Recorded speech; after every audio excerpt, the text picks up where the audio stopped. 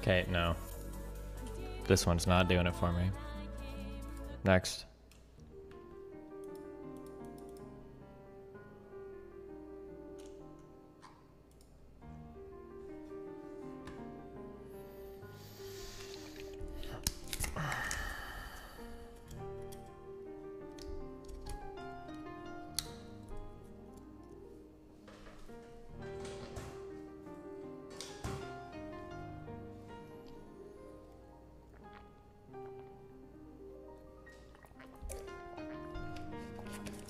Key Mutant alert. Oh shit, Mutan's at the lunch now too, so he can't ban you for it. Hiding a big dick.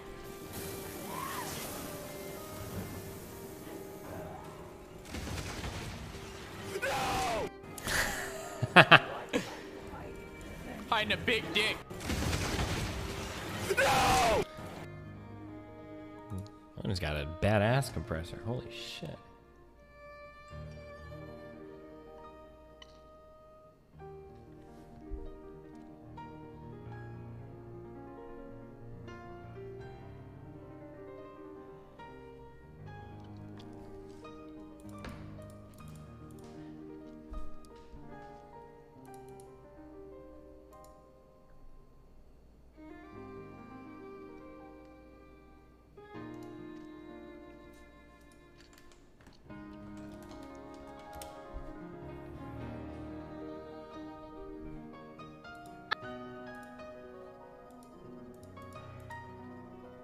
Oh, that one's still doing.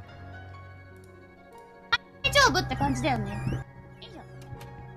Whoa! Don't look back, okay?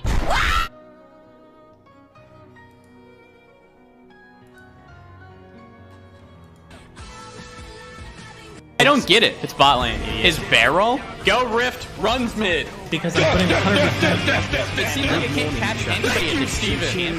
You're a genius, dude! How do you do it? You're a fucking statistician! I don't know. And I just want one game of one game. Thanks! For the fucking info! That's a good one.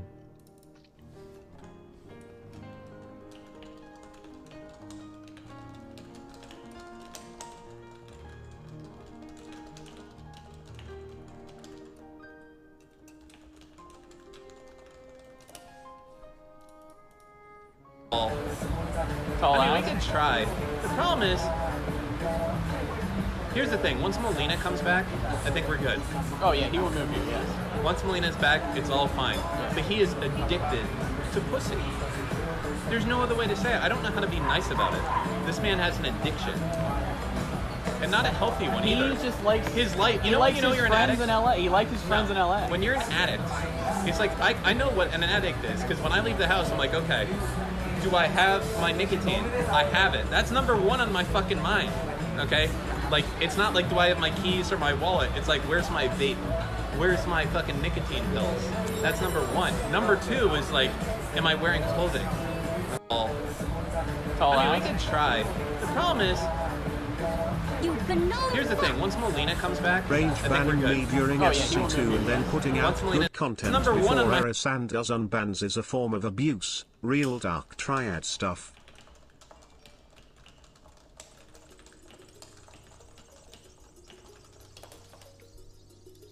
Hold on, sorry, I'm doing like emails and shit while you guys scoot in. Hold on, this song is good. Why is the volume so sensitive? I feel like from 1 to 10, this is nothing, this is 10, and this is from 10 to 50. And this is from 50 to 100. Stop stuffing your fat fucking mouth. Are you even getting paid for this, or is Bezos yonking it? I feel like 90% of my volume control is in the bottom 10. Volume bars are supposed to be like, well, I don't know what they're supposed to be, but like...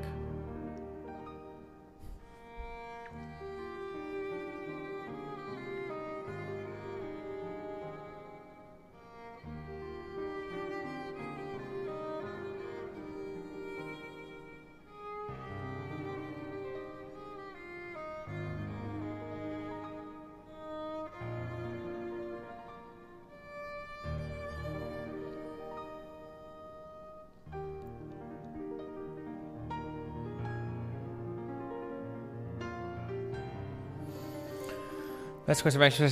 Oh, okay. Sorry, I'm not reading the shit.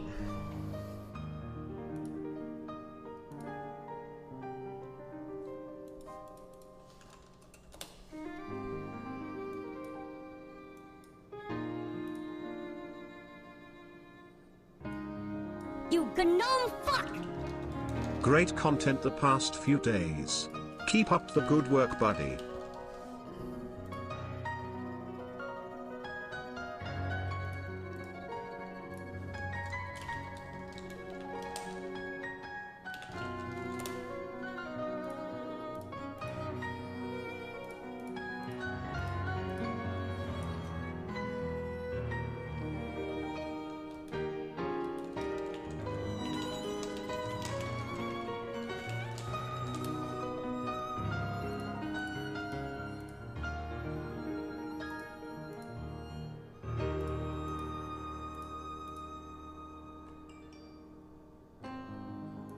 Okay.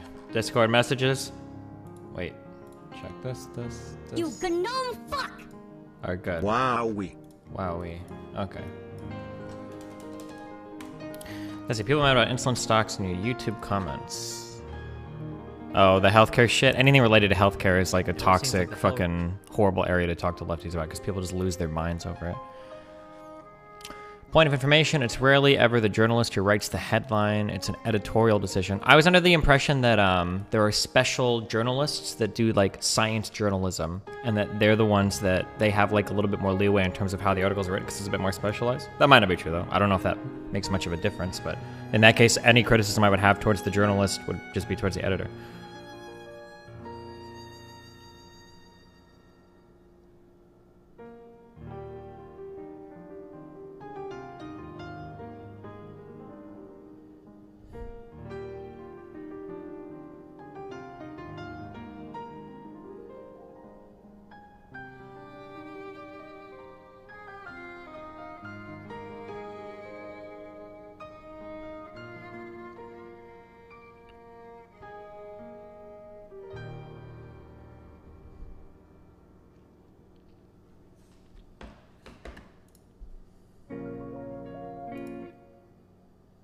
Watched the JLP debate. Good of you to go into the lion's den. Downplaying the Antifa to me seems rhetorically ineffective. Have you thought to just compare Proud Boys to Antifa directly when dealing with right-wing conversational groups? Downplaying Antifa. I don't know if we talked about Antifa much. I'll own most of the... I think Antifa is... like, the violence and shit is bad. But, like, I'm never gonna back off the terrorist organization shit. Or the fact that it is an organization. Like, I think it's a I feel like rhetorically my question is effective. If I go out and I throw a march and I label myself as Antifa or Black Lives Matter and I don't contact any organization, is anybody going to sue me? And the answer is no. No one's going to sue me because they're not organizations. Wait, hold on. Let me fuck with my lights real quick.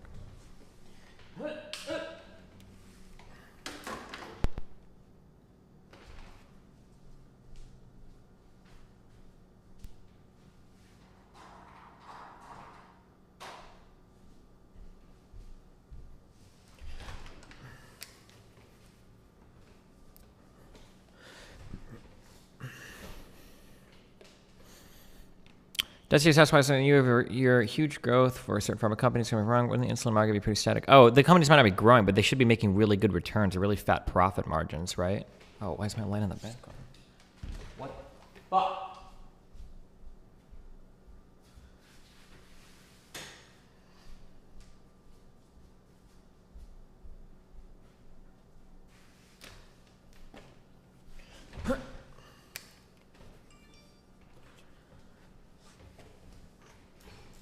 I still waste my time with JLP because I like arguing in real life. It's super fun.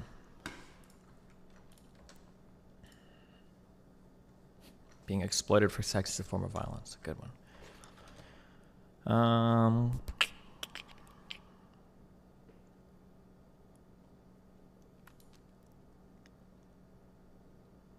These companies have little to no incentive to go public. So are there these massively profitable pharmaceuticals? It just doesn't make sense. Just doesn't make sense. Why did he completely ignore the fact that drug patents exist in his elasticity argument? What do patents have to do with elasticity? Patents don't impact the amount of elastic demand for a given product. He also does not understand the relationship between profit margin, market saturation, and capital growth.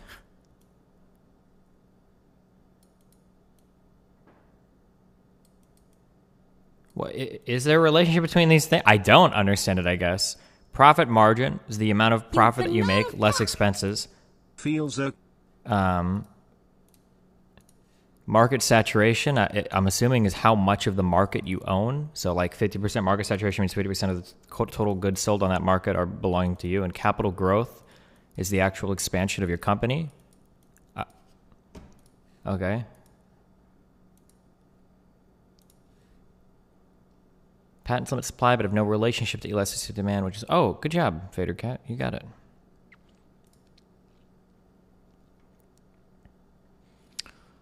Show me a big pharma company that makes profit off insulin. I didn't say makes profit off insulin. I never said that it's bad. I never said they don't make profit. I said make an obscene profit off insulin. That's what people make it sound like. Insulin costs $1 to make, but they sell it for $9 million a dose. Paul Harris, expert Harris, largest maker of insulin in the world. They have a strong diabetes franchise. Type diabetes is growing. Type 2 diabetes quickly growing around the world. A few companies are involved in diabetes. I think it will continue to accelerate, and that's why they do well. It is a great story, 21 times earnings, 2% dividend yield. We'll continue to buy it. No expert here, but this dude and many more say to buy this one company on the stock market that makes insulin and also makes money for shareholders too. And I'll give credit to Insulin Quality. So it's kind of annoying how right he is, but doesn't care about a legit answer because this is the correct answer. Wait, what is the correct answer? I don't understand how anything this guy said disagrees with me. I'll try to steer in the rally, yeah. Why do people think patents have anything to do with elasticity? Patents give a monopoly to the company that has them. There can't be multiple companies satisfying the same need with high individual elasticity. Oh, they just didn't listen to my entire little fucking bullshit presentation. There can be an elasticity for a certain type of insulin, but there's different elasticity for the broad market of insulin. But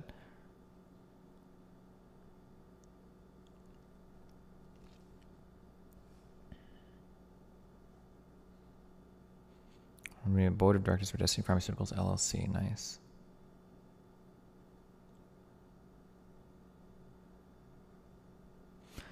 Eli Lilly, Novo Nordisk, and Sanofi have 99% market share of insulin production in the United States and tons of top ETFs. LLY, NVO, and SNY.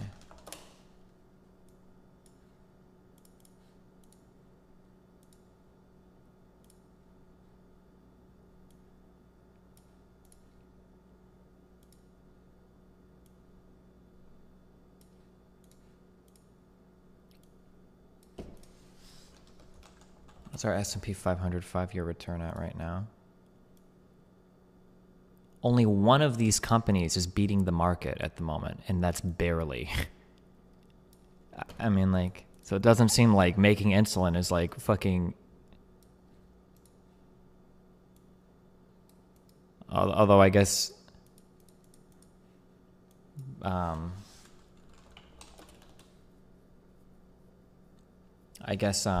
just because they're making a lot of money on insulin doesn't mean that, I guess, necessarily that their stock price would grow.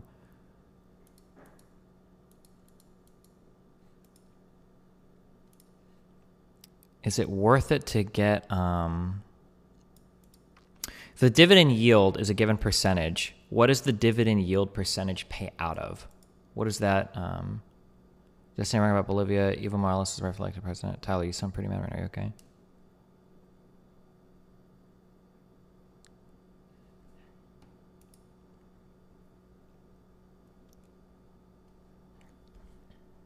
It's the dividend payout of the share price. Gotcha.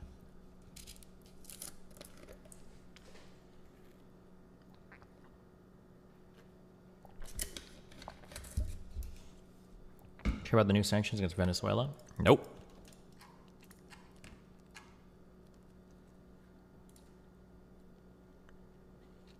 Stock prices are dependent on future expectations of future cash flow. Well, stock prices are dependent on way more than that, right? I mean, that can be one factor, though, right? But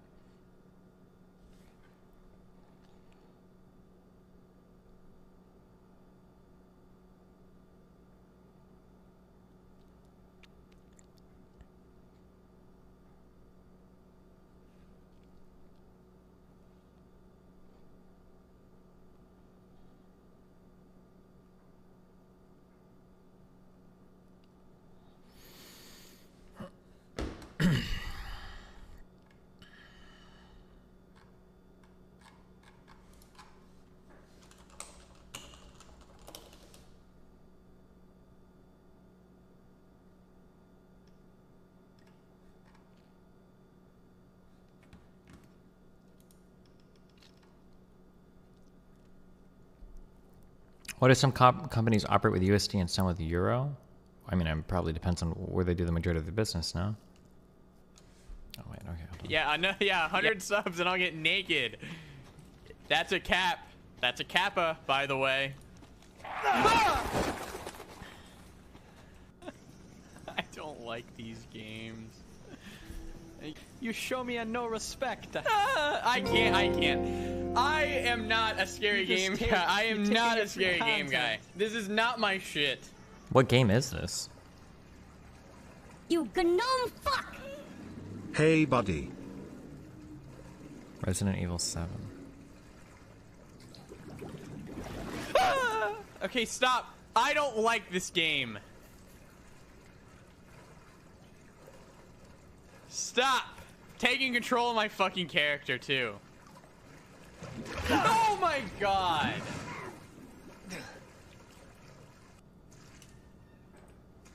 Give me a gun. What the fuck is wrong with this game? And these shit.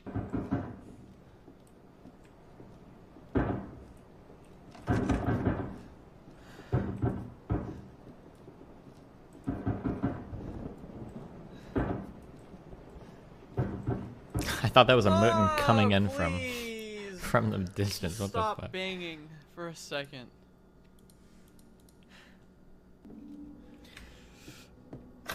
I'm blazing through. It's coming, baby. Oh my god. This is content. I'll fuck you up, bitch. I'm resisting, motherfucker. Oh my god.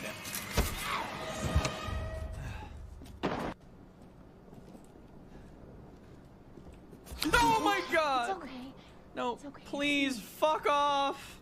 I know you didn't mean to hurt me. It's not you. You shouldn't have done that. It fucking hurts. How does this guy keep getting stabbed in the hand? Oh my god. Yeah. Wait, are there any muscles in your hand at all? Or is it all just connective tissue?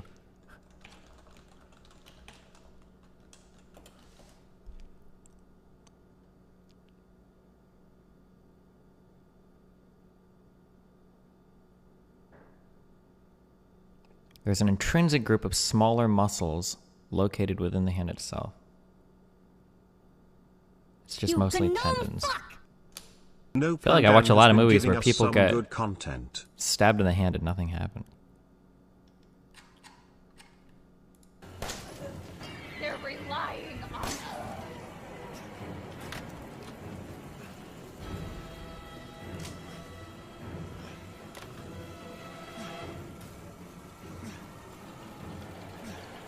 What are you hiding? Hiding a big dick. Oh, we already watched this.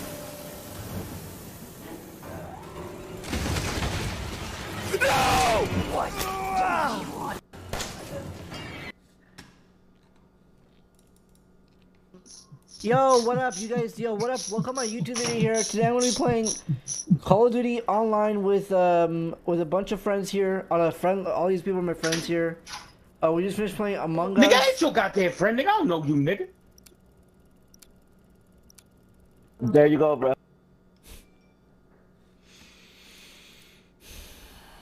Only 26 emails yesterday. Oh, nice. All right, what do we got?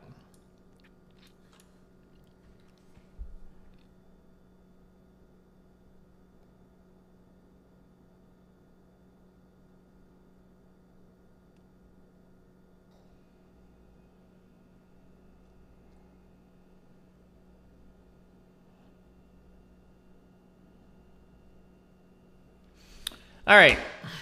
Email 1. New message from Bandcamp. Don't care. Report spam. Stop emailing me. YouTube. Now live on YouTube. Don't care. Debate. What are the conditions under which you would be willing to debate somebody? Powered by Cricket Wireless. People use Cricket? Oh my god.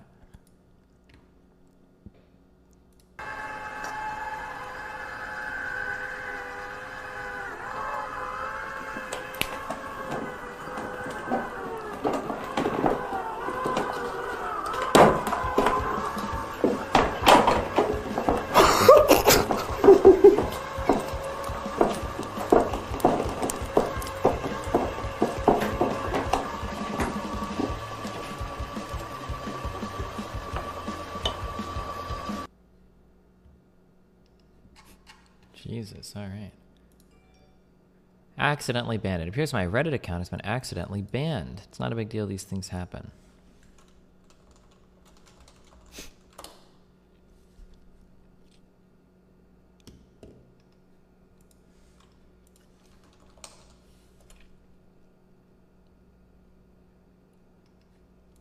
Do you think he was accidentally banned?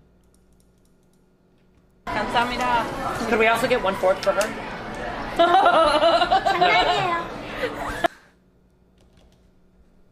Good meme.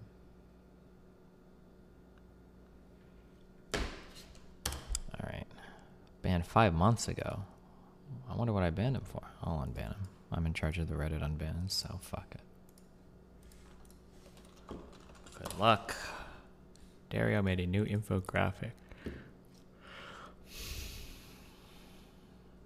Oh, nice.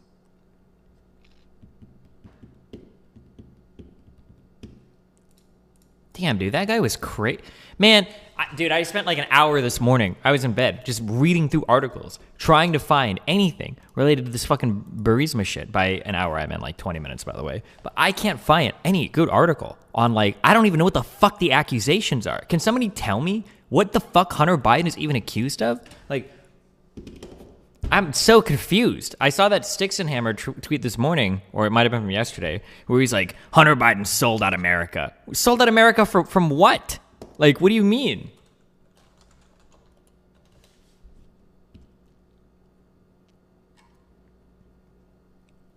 Like, we have the prosecutor guy was fired, but that prosecutor guy that was fired was pushed to be fired bipartisanly in the United States and by the EU. Everybody agreed that he sucked. None of the corruption or anything that has ever been investigated is anything related to Joe Biden or Hunter Biden even. Like, it seems like the worst thing that I have been able to find that is probably verified, kind of, is that Hunter Biden got paid, I think, like $83,000 a month for consulting for one of these like companies. But like, that's it. That's all I can see. That's all I can find. And there's nothing even wrong with that. Like, also, I think that those payments were sent. He was getting paid it. That was after Biden was vice president. That was like past Biden's presidency. Like, yeah. And then there's been like 2 different general prosecutors, I think, in Ukraine said that nothing that Biden did was wrong. Nothing that Hunter Biden did was wrong. There was no problem here. They're like,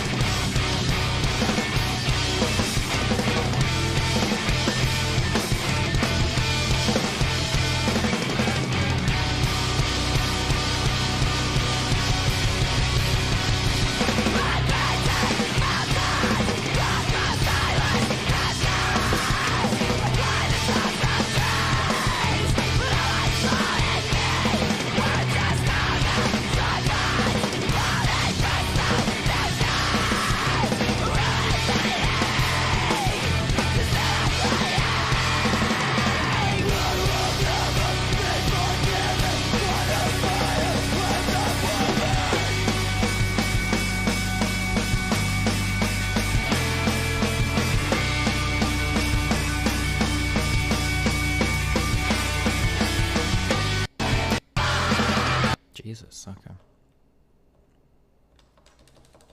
Okay, hold on. Finishing emails. 22 left. Okay, request for access on some spreadsheet. Don't care. Stolen email. Don't care.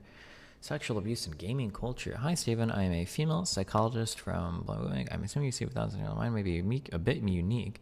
For the past 3 years, I've experienced almost non-sexual harassment with abuse with gaming culture. I've been banned from official Overwatch servers and for-profit esports servers as a systemic punishment for speaking out about inappropriate conduct.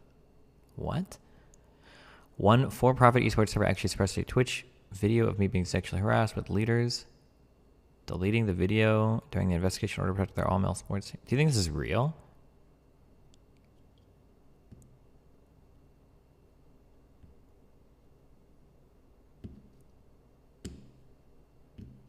Sounds like a schizo. The lead moderator of r/girl gaming once advised me that her average week in gaming is not like mine. We both speak blah, blah, blah. I'm not familiar with gaming culture and have contacted another streamer by the name of Hasanabe. Upon hearing about my experiences, many gamers are urging me to connect with you both as they hear my accounts. Is this a troll? Let's look.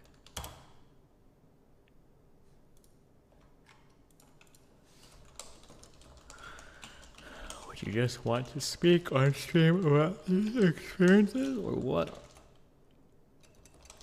Or what is it exactly that you are looking to get out of our exchange? Question mark.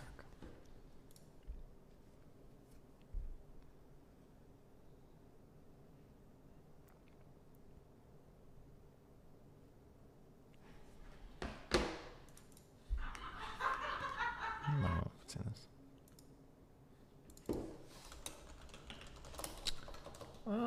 You're including the Starry-Eyed song Stress. Your Hades out League of Legends, don't care. Limited ads random video, don't care. See what's happening on Instagram, unsubscribe. Why do I still get You gnome don't care.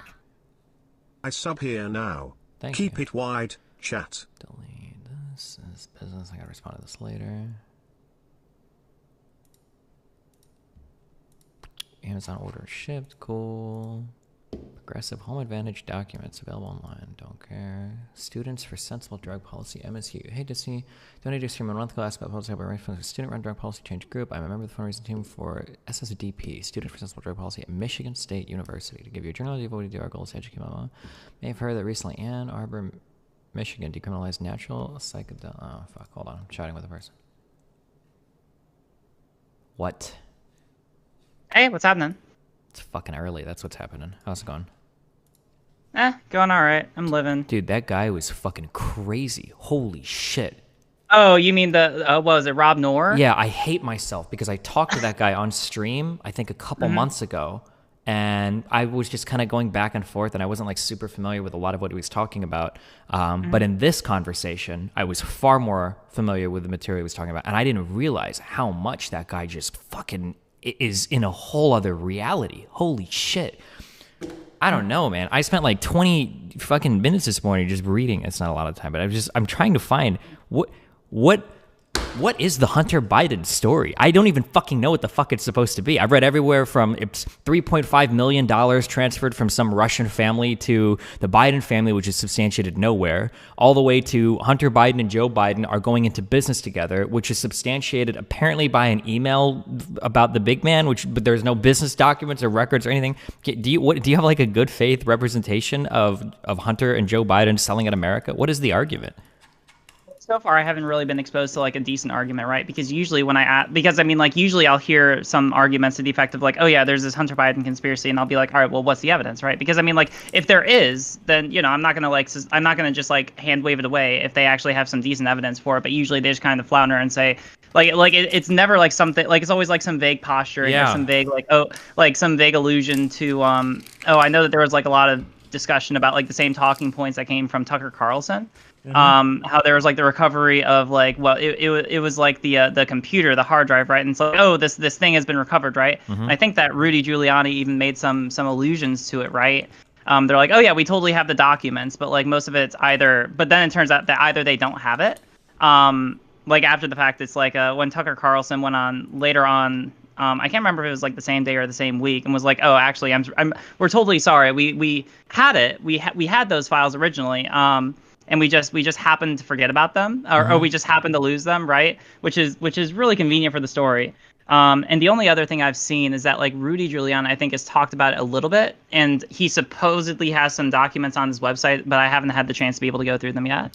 What do you respond with? Like, I just shut down when somebody seriously suggests that there is a deep state cooperation between every mainstream media outlet and every single part of the government and foreign government. Like, how do you even fucking respond at that point? Like, what do you say?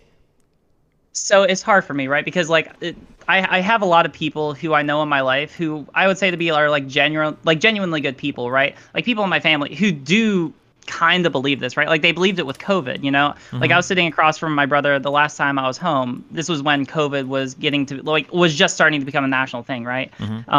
And I mean, he's a super smart kid, right? He's got like a full ride to like not Vanderbilt, like a top 10 university for undergrad, right? Like super smart kid, right? And I was looking at him and I was like, all right, well, what's your opinion on this? And he's like, well, I just have to believe that there's someone pulling the strings behind the scenes, like inflating the numbers of COVID cases. And I'm like, what could possibly make you, because I know you're a smart kid, what could possibly make you want to believe that that's even conceivably true? And he's like, I don't know why, but like I can't explain it otherwise. And I think that a lot of these people are fundamentally motivated by like there's a narrative that they've constructed like in their head, like irrationally or otherwise, and then they try to like take random points of evidence or random facts which do have credibility like in a vacuum, and then try to use a narrative to like connect those facts, and like that connection is usually like the leap of logic, right? It's like speculation or hearsay or whatever you want to use, but like usually that's where the flaw comes in for me. Have you ever heard of a Just So story? No, what is that? Okay, I'm sure you're familiar with the concept. Maybe you just haven't heard the terminology. But like a Just So story is like, I walk into a room, I see a person laying on the ground, and then I see a trail of blood, and then there's a knife that's laying on the ground next to them. So I can take this disparate collection of facts, and I can craft a Just So story. I can say, like, oh, well, it looks like this person killed themselves with a knife. I don't have any actual direct evidence of that. It's all circumstantial. I don't actually know that, but this is like a story that I've concocted that like seems to fit with the facts, right? Oh yeah, totally. Some Just So stories are fine. Obviously, the vast majority of any type of criminal conviction is going to rely on circumstantial evidence or these types of like narratives that are constructed. But I find that thing of like constructing stories to connect together like unrelated facts is such a powerful tool to inform somebody of like a given like conspiracy it seems unbreakable, because like what you said is absolutely true. So like if you look at like the Hunter Biden stuff, for instance, like Hunter Biden served on some foreign board where he got paid, I think it was like $80,000 a month for consulting for a while. Joe Biden was the person to deliver a message to like fire a prosecutor, and this prosecutor was looking into other companies in Ukraine. And these are like all facts, but like if you tie them together, it's like Joe Biden, the vice president, his son was serving in a company in the same country where a prosecutor that was forced out by Joe Biden was investigating this company. And the reason why, the intent was that he was trying to protect his son. And like these types of narratives are crafted. And it sucks because when you try to attack the narrative, people just point to like the collection of facts that are generally true, but none of those facts actually establish the story that they're trying to tell, Yeah. No, and I totally get it. And that's sort of what I was trying to get at yesterday. Maybe I didn't convey it clearly enough. I understand what you were saying, but yeah. Yeah, but I mean, like, for me, and when he was like, all right, well, then why should we trust the investigation into Trump and the relationship with Russia and like all the similar things that he's been investigated for by the FBI, Comey, and so on, right?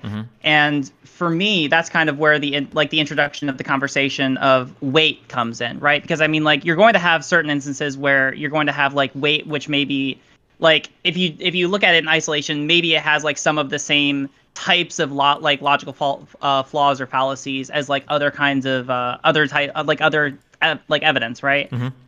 So for example, they brought up the fact that, and I haven't had time to verify that, so maybe this isn't true, but they brought up the fact that, oh, well, actually the FBI has relied on, what was it, like Russia, like secret intel for the they're talking about is it Steele? Christopher Steele? What was the name of the guy? I can't remember. I want to say it was Christopher Steele. They're talking about that guy. They're pretending like the entire investigation was built on the dossier, on the Steele dossier.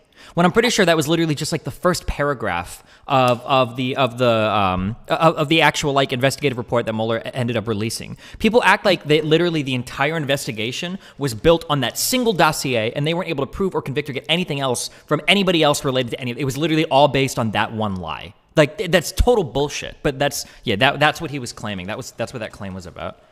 Okay, but like that's a problem of weight, right? Because like even if there is that technical like issue with the report itself, or with like that aspect of the report, I would say like the overbearing amount of other evidence supporting it would go to like support a much higher degree of credibility to that report compared to, a claim that there is a quid pro quo between like Hunter Biden and some other nebulous group in China or whatever, right? Yeah. Like one has like a substantial amount of weight behind it in terms of evidence, and the other just has like vague speculation and random facts that you have to construct together into a narrative. Yeah, and you pointed that out. You're like, why the fuck is it that like, so for the Hunter Biden thing, Well, we've got emails that are leaked, and Bobulinski said that parts of these emails, or at least one of these emails, was true, and if we connect that with this and that and that and that and that and that and that, and that, okay, and now we've constructed a conspiracy. But the quid pro quo that multiple sources testified to under oath, well, that's all a conspiracy and bullshit. Wait, what is your standard for evidence on one and on the other? Oh my God. Yeah. No, I mean, like, it was really frustrating because, I mean, like, I couldn't really. Let me ask you this question: do you think that any of those people were acting in like good faith? And I mean good faith, like they actually believe the things that they were saying. Man, I have so much of me is revealed to me in dreams now, which is very disappointing to me because it sounds stupid as fuck. I had this dream once that I walked into like a bar. This happened like a month ago, and like every single fucking pundit was there, like left and right. They were all like eating at a table, and I remember that I asked like, "Whoa, why are you guys all friends? This is so weird." And they were all like, "You know, dude, that shit we just do for TV. Do you actually believe in any of this shit?" And it has fucked with my head for the past like couple of months. I'm not joking. It's actually fucked with me, and I don't know now. When I look at some of these people, I legitimately don't know. Like, are you fucking real right now, or is this just some shit you do for online stuff? Because I can't imagine the insane difference between the standard of evidence that you have for one side versus the other is impossible. Or the idea that like a deep state exists that's so fucking powerful and ever present and controls every part of the government, even past Trump's own appointees. But somehow Hillary lost the election by 80,000 votes. Exactly. Somehow we couldn't stop the email stories for months or for years. Somehow we couldn't stop the Benghazi stories for like, how are they so powerful in some areas and so fucking inept in other areas? We couldn't get the ACA passed with a fucking public option. Like, where is the power of the deep state when it actually fucking matters? Trump was president for 4 years. Like, the deep state couldn't protect any of these other institutions. Like, I don't know, man. The only reason why I think that some of it could be truthful is because I know people in real life personally that honest to God believe that. And you said as well, like I've met people. I was just at a panel with Jesse Lee Peterson, and there are people in real life that believe this shit, but I don't know, man. Holy fuck. Sometimes I wonder. Yeah, I mean, like, it's just very hard for me because, I mean, like, for me, I could see, like, again, going back to, like, my family, people who I know, like, I could understand that there are people who exist who can rationally think these things, but it's very hard for me to think that those people are acting in good faith when they apply such a scrutinous standard to one subject, but then just with the other one, like, bend over backwards to try and prove that the side, you know, like, the side that they're on is effectively, you know, not in the wrong, you know? Mm-hmm. Like, it seems like such an inconsistent standard, but that, I don't know, I've seen that in a lot of places. I've seen a lot of people do that. Like, it's not like everyone is, like, 100%, like, super logical. It's more a question that I ask myself in determining like how I interact with these people, you know. Mm-hmm. So yeah, I don't know. Yeah. I mean, like that's why. Like the only reason I brought that up was because like there are certainly times where I can get a lot more like kind of feisty and I can shout on all that, right? Mm-hmm. Usually the way that I get to do that is if, and I don't know, maybe part of it was that like yesterday. You and what was his name? Joe Counterpoints or the Normal America guy? No, not Normal America. Yeah, Joe Lewis. Yeah, like both of you arguing to not vote for Biden. I mean, like a lot of you seem to. Well, actually, I don't know. Let me ask you this question because I am actually curious, right? Mm-hmm. In terms of like rhetoric, I know that you jumped pretty quickly into like jumping down their throats. And usually the position that I take is that like usually I try to like earn the ability to be able to do that. And maybe you thought that you earned that pretty early on, but do you think that it ended up hurting you in terms of like how the public, like how the unbiased viewer would have seen you? I think that there are different rhetorical strategies that can be effective online. I think generally in that type of conversation, so one effective strategy is to kind of like be friends with somebody and then to softly suggest things that kind of undermine what they believe. And then over time you can sort of, the most effective thing that I typically excel at is usually making people look stupid. Generally. So a lot of the emails that I've gotten that have said like, oh, like I used to be a big fan of Lawrence Southern, I used to be a big fan of this guy, that guy, usually like the details of those emails where I was a big fan of that person and I thought that they were really smart and logical, but when I saw you debate them, it felt like they didn't know a lot, or it felt like they didn't know a lot about what they were talking about. And I think that there's a thing that happens psychologically where it's okay if somebody calls you racist or evil, like who the fuck cares? Like I don't care. If you view me as racist or evil, that's fine. But nobody wants to be viewed as stupid. And you identify with the creators that you follow. So, if people are calling your creator racist, like, oh fuck it, I don't care. But if it feels like somebody's making them look stupid, well now it's like, well fuck, wait, am I stupid? Like I don't want to follow this person. Like, and it's not like some pursuit of like intellectual integrity or rigor. It's just more that like, well, I don't want people to think I'm dumb or think that I'm, uninformed or whatever. So I think generally when I'm really aggressive online, usually what I'm trying to show is that like this person doesn't have all the facts, they don't know what they're talking about, and that's generally the rhetorical strategy that I go for. Yeah. Yeah, no, I mean, I totally get that. I guess that the reason I think about it is because, like, I mean, I'm thinking about this all the time. I actually coach a team for undergraduate debate mock trial. And so, like, I'm always talking to them about, like, when you're justifiably, like, able to get angry in the eyes of the viewer, right? Because, I mean, like, that's what I'm always concerned with, right? Like, regardless of how I feel, like, what does the audience think that I have the ability to be able to do in that moment? Yeah. And I mean, I don't know. I think it's debatable, right? I'm not saying that that you did anything necessarily wrong. There was just it was just like a couple moments where I felt like they had at least a rational basis for what they said, right? Like if they're able to provide like evidence for what they say, I think that's a lot more than what most people provide, because usually when I engage in the kind of arguments with people, like for example, so there was one person on the panel, CTV. All right, last panel I was on with him on Dylan Burns, right? We were debating, one of the subjects was trans healthcare, right? And I was like, yeah, you know, trans healthcare, good thing, demonstrably shown through lots of evidence that it overwhelmingly has positive effects, et cetera, et cetera, et cetera.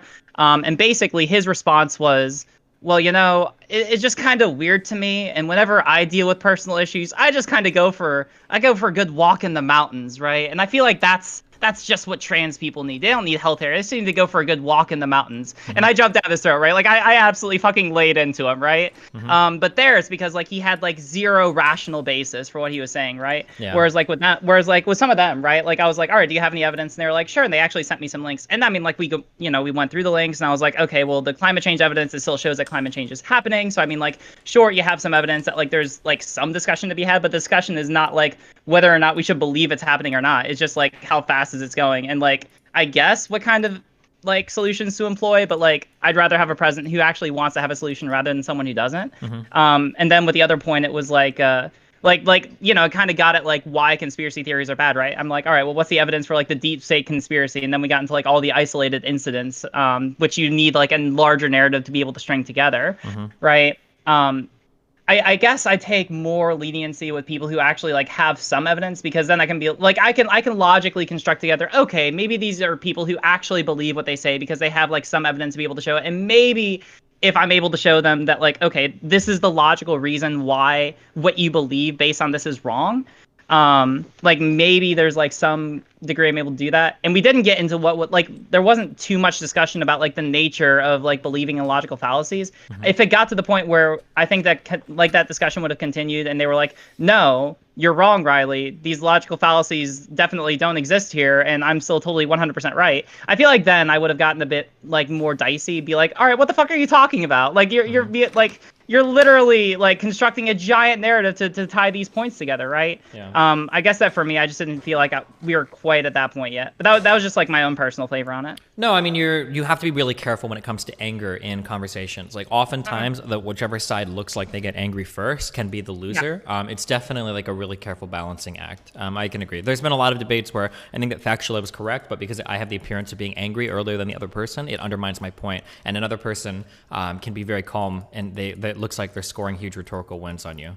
Have you did you see the recent JLP panel I did, or any clips from it or whatever? I saw a little bit of it. I didn't have a lot of chance to watch it because yesterday I was spending a lot of time getting ready for the panel, right? Yeah. Because I didn't want to, you know, like I do try to spend time like researching and making sure that I can actually cite the shit, you know, because I hate it. Yeah. I fucking hate it when people aren't able to, right? Maybe that's like my biggest pet peeve is that like I do just want like something or saw something or somebody said. Yeah, exactly. Yeah. Oh yeah, I heard vague quote from X, Y, or Z source, and it's like, okay, can you give me a link to that? And it's like, oh, well, can you give me like, or at least like something I can Google to be able to find it, right? Yeah. To be able to show me that you actually put in some work to be able to figure out like why you believe what you do, and usually just like no, and that ticks me off a little bit, right? Like that shows like a degree of like intellectual integrity. Yeah. I was going to say at that in that conversation, just as a thing about the rhetorical thing, this guy got like the biggest rhetorical smash from me in the world. The audience was clapping, and it felt like, and I was like so defeated. But basically, it had to do. I had mentioned something about how like certain policies that we put. There's a big guy from the Daily Wire that was on this panel. I don't remember what his name was. Somebody in chat might know, but he basically said that I think it would be an interesting idea to make it so that the only people that can vote are people that pay taxes. And Andrew Clavin or whatever. and that was, I was like, oh. And my response to that was, well, I mean, like, if you're going to put that type of thing in place, like, you're going to be, like, selectively discriminating against certain, like, people, like, massively disproportionately. And then another guy on the panel responded, and he was like, I think they said something like, well, most poor people are white. And I was like, yeah, but you're still disproportionately, like, discriminating against black people. And then the guy to the left of me, Joe Collins, this guy running for Congress, who's also black, so it makes his point like 20 times better. He looks to me and he's like, okay, well, if we want to use like liberal logic or whatever, black people only make up 12% of the population, so you can never disproportionately discriminate against them. Boom. And the whole audience like erupted in applause. And I was like, what? I was destroyed. He could totally destroy me. The way that he said it, it was so powerful, and I was like defeated because I don't even know how to start to like get through that argument, how wrong you are. Like, oh my God.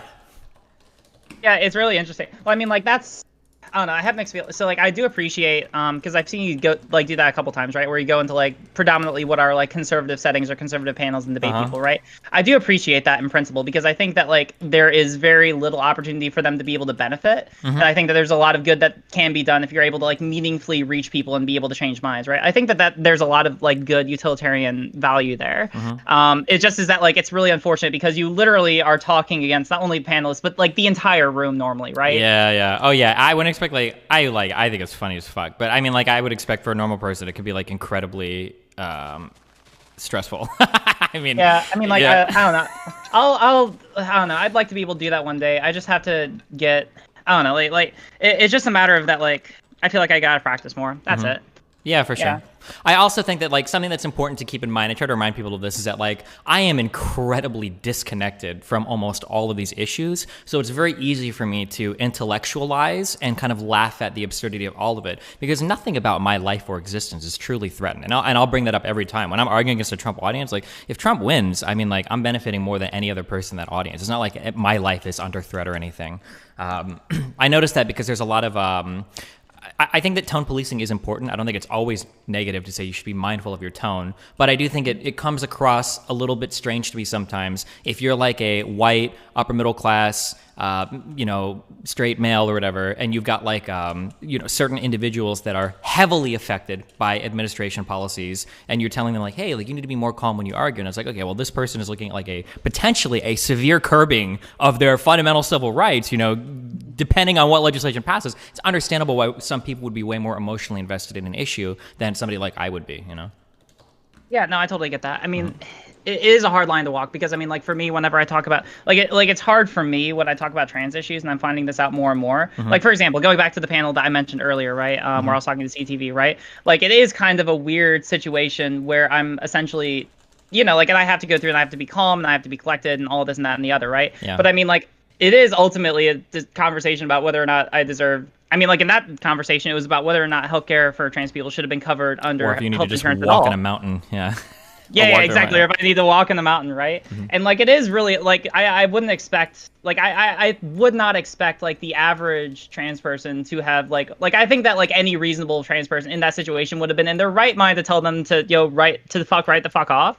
But like there is a weird burden where you unfortunately have to be a lot more calmer and restricted, or like a lot more rhetorically effective in responding, because otherwise you come off as like the irrational the deranged SJW trans whatever.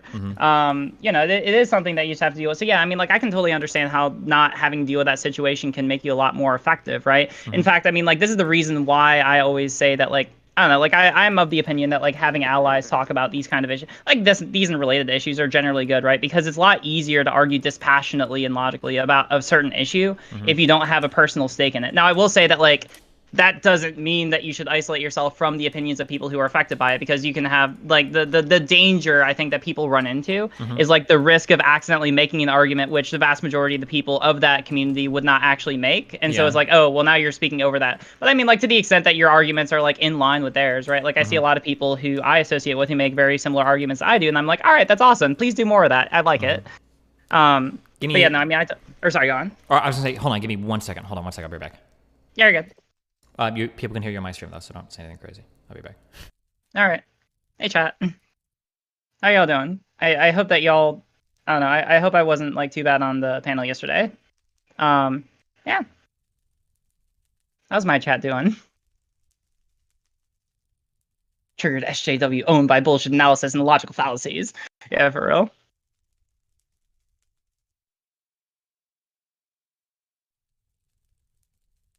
Very great. Oh, thank you. Yeah, there were some times where I definitely felt like I came off as like, I don't know, like usually I do. I don't know, like I can definitely be more aggressive. In fact, like I know from speaking to Dylan beforehand that that's like one of the reasons that he chose me. I don't know, like just instinctively I didn't run with it. Tell Destiny Dang to get on our Discord. Y'all can do whatever you want.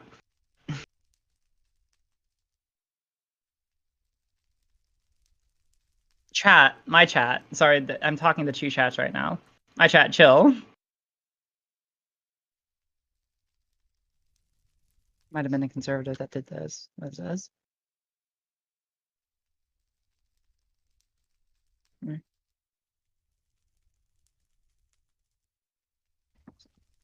Or biased, so we might have not been able to give the best take on optics. Now that's the thing, right? Is that like for as much as I appreciate compliments from my community, I'm not looking in Destiny's chat right now, so I hope that they're not saying anything bad about me. I love y'all, but yeah. So I mean, like, no, talking to my chat, I know that you're biased, which is why I appreciate the compliments. But like, also, you're my chat.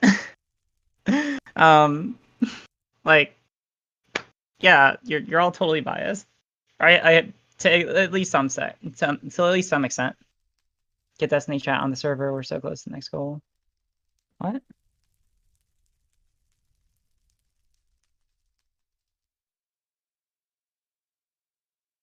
Oh shit! We're almost at 2,500 people in Discord. No people. I don't know. If they want to come over and watch me, then they can do that. But I'm not gonna like shout out to his channel. That feels weird.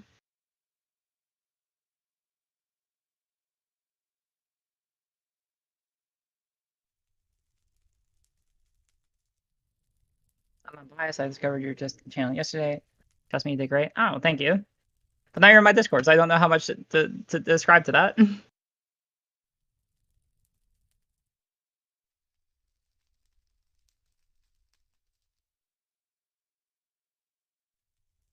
We're not just biased. We're all in the conspiracy to compliment Riley. Now you say, all right, that's the conspiracy I believe in. That's, oh shit. A lot of people followed me. Oh, hi there. How are you all? I haven't been paying attention to my follows. Wait, I'm sorry. what conspiracy are we believing now? Oh, sorry. No, I'm sorry. Yeah, I'm just reading my chat. No, it has not. It's unrelated. Okay, it's okay. Yeah. No, it's just they're making a joke like. So they were telling me that I did great yesterday, and I was like, all right, but I don't believe that because like you're my chat, you're completely biased. Mm-hmm. And then one of them was like, all right, well actually we're all in the conspiracy to actually compliment you as much as we can. It's like, all right, that's the one conspiracy I'll believe in. Oh, nice. That is the one conspiracy I believe. Speaking of, let me just ask you, like, how do you think like, all right, so let's imagine that there was a hypothetical person. Because I don't think, honestly, like, most of the people who watched yesterday, like, most of them probably didn't have their mind changed about, like, who's going to vote for. Like, I don't think that there was any, like, undecided voters watching that. Mm-hmm. Or at least if there were, they were very minimal. But let me ask you, for, like, the hypothetical, actual, undecided voter who was watching yesterday, what do you think that their opinion was after coming out of that? Man, I have no idea. Honest to God, I've watched so many undecided voter panels, I don't even know what the fuck these people are.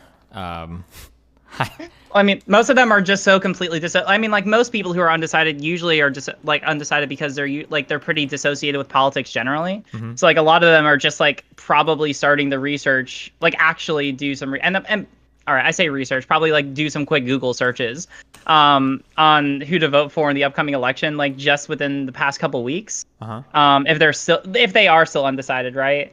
But like, I don't know. Like I guess I'm thinking about, all right, I always bring this back to my family, right? Like I'm always trying to think like, because the weird thing for me is that I know a lot of them are undecided, and it's weird because I know that they watch me, and they even tend to lean more conservative. That's, I don't know. I always have weird feelings about that. Yeah. But I mean, like, even I don't know. It's just hard because like, it did really, like, a lot of the conversation was just a conversation about conspiracy theories. And it's really hard for me to picture, like, all right, if you have someone who's literally deciding whether or not to believe in a conspiracy theory or not, I mean, like, it's very hard to rationalize them out of that way of thinking if they're already starting to buy into it, you know? Yeah.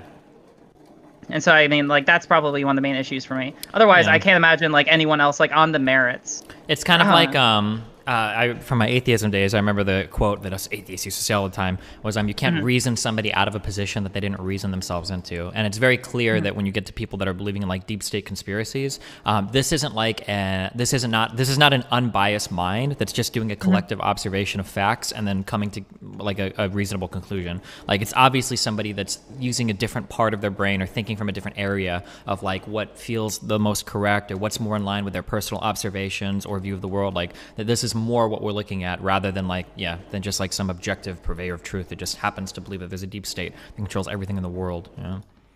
Let me ask you this then, like, because I'm always thinking about this in terms of like something that I've tried to do over the course of my life is maintain a lot of my close relationships with people, especially people I've grown up around. I thought about this as I was, I knew I was trans from a very young age. I always wanted to keep people in my life, especially because as I grew older, I ended up, just like naturally moving more left. I went off to college, which is something that a lot of people who I knew from my hometown didn't do.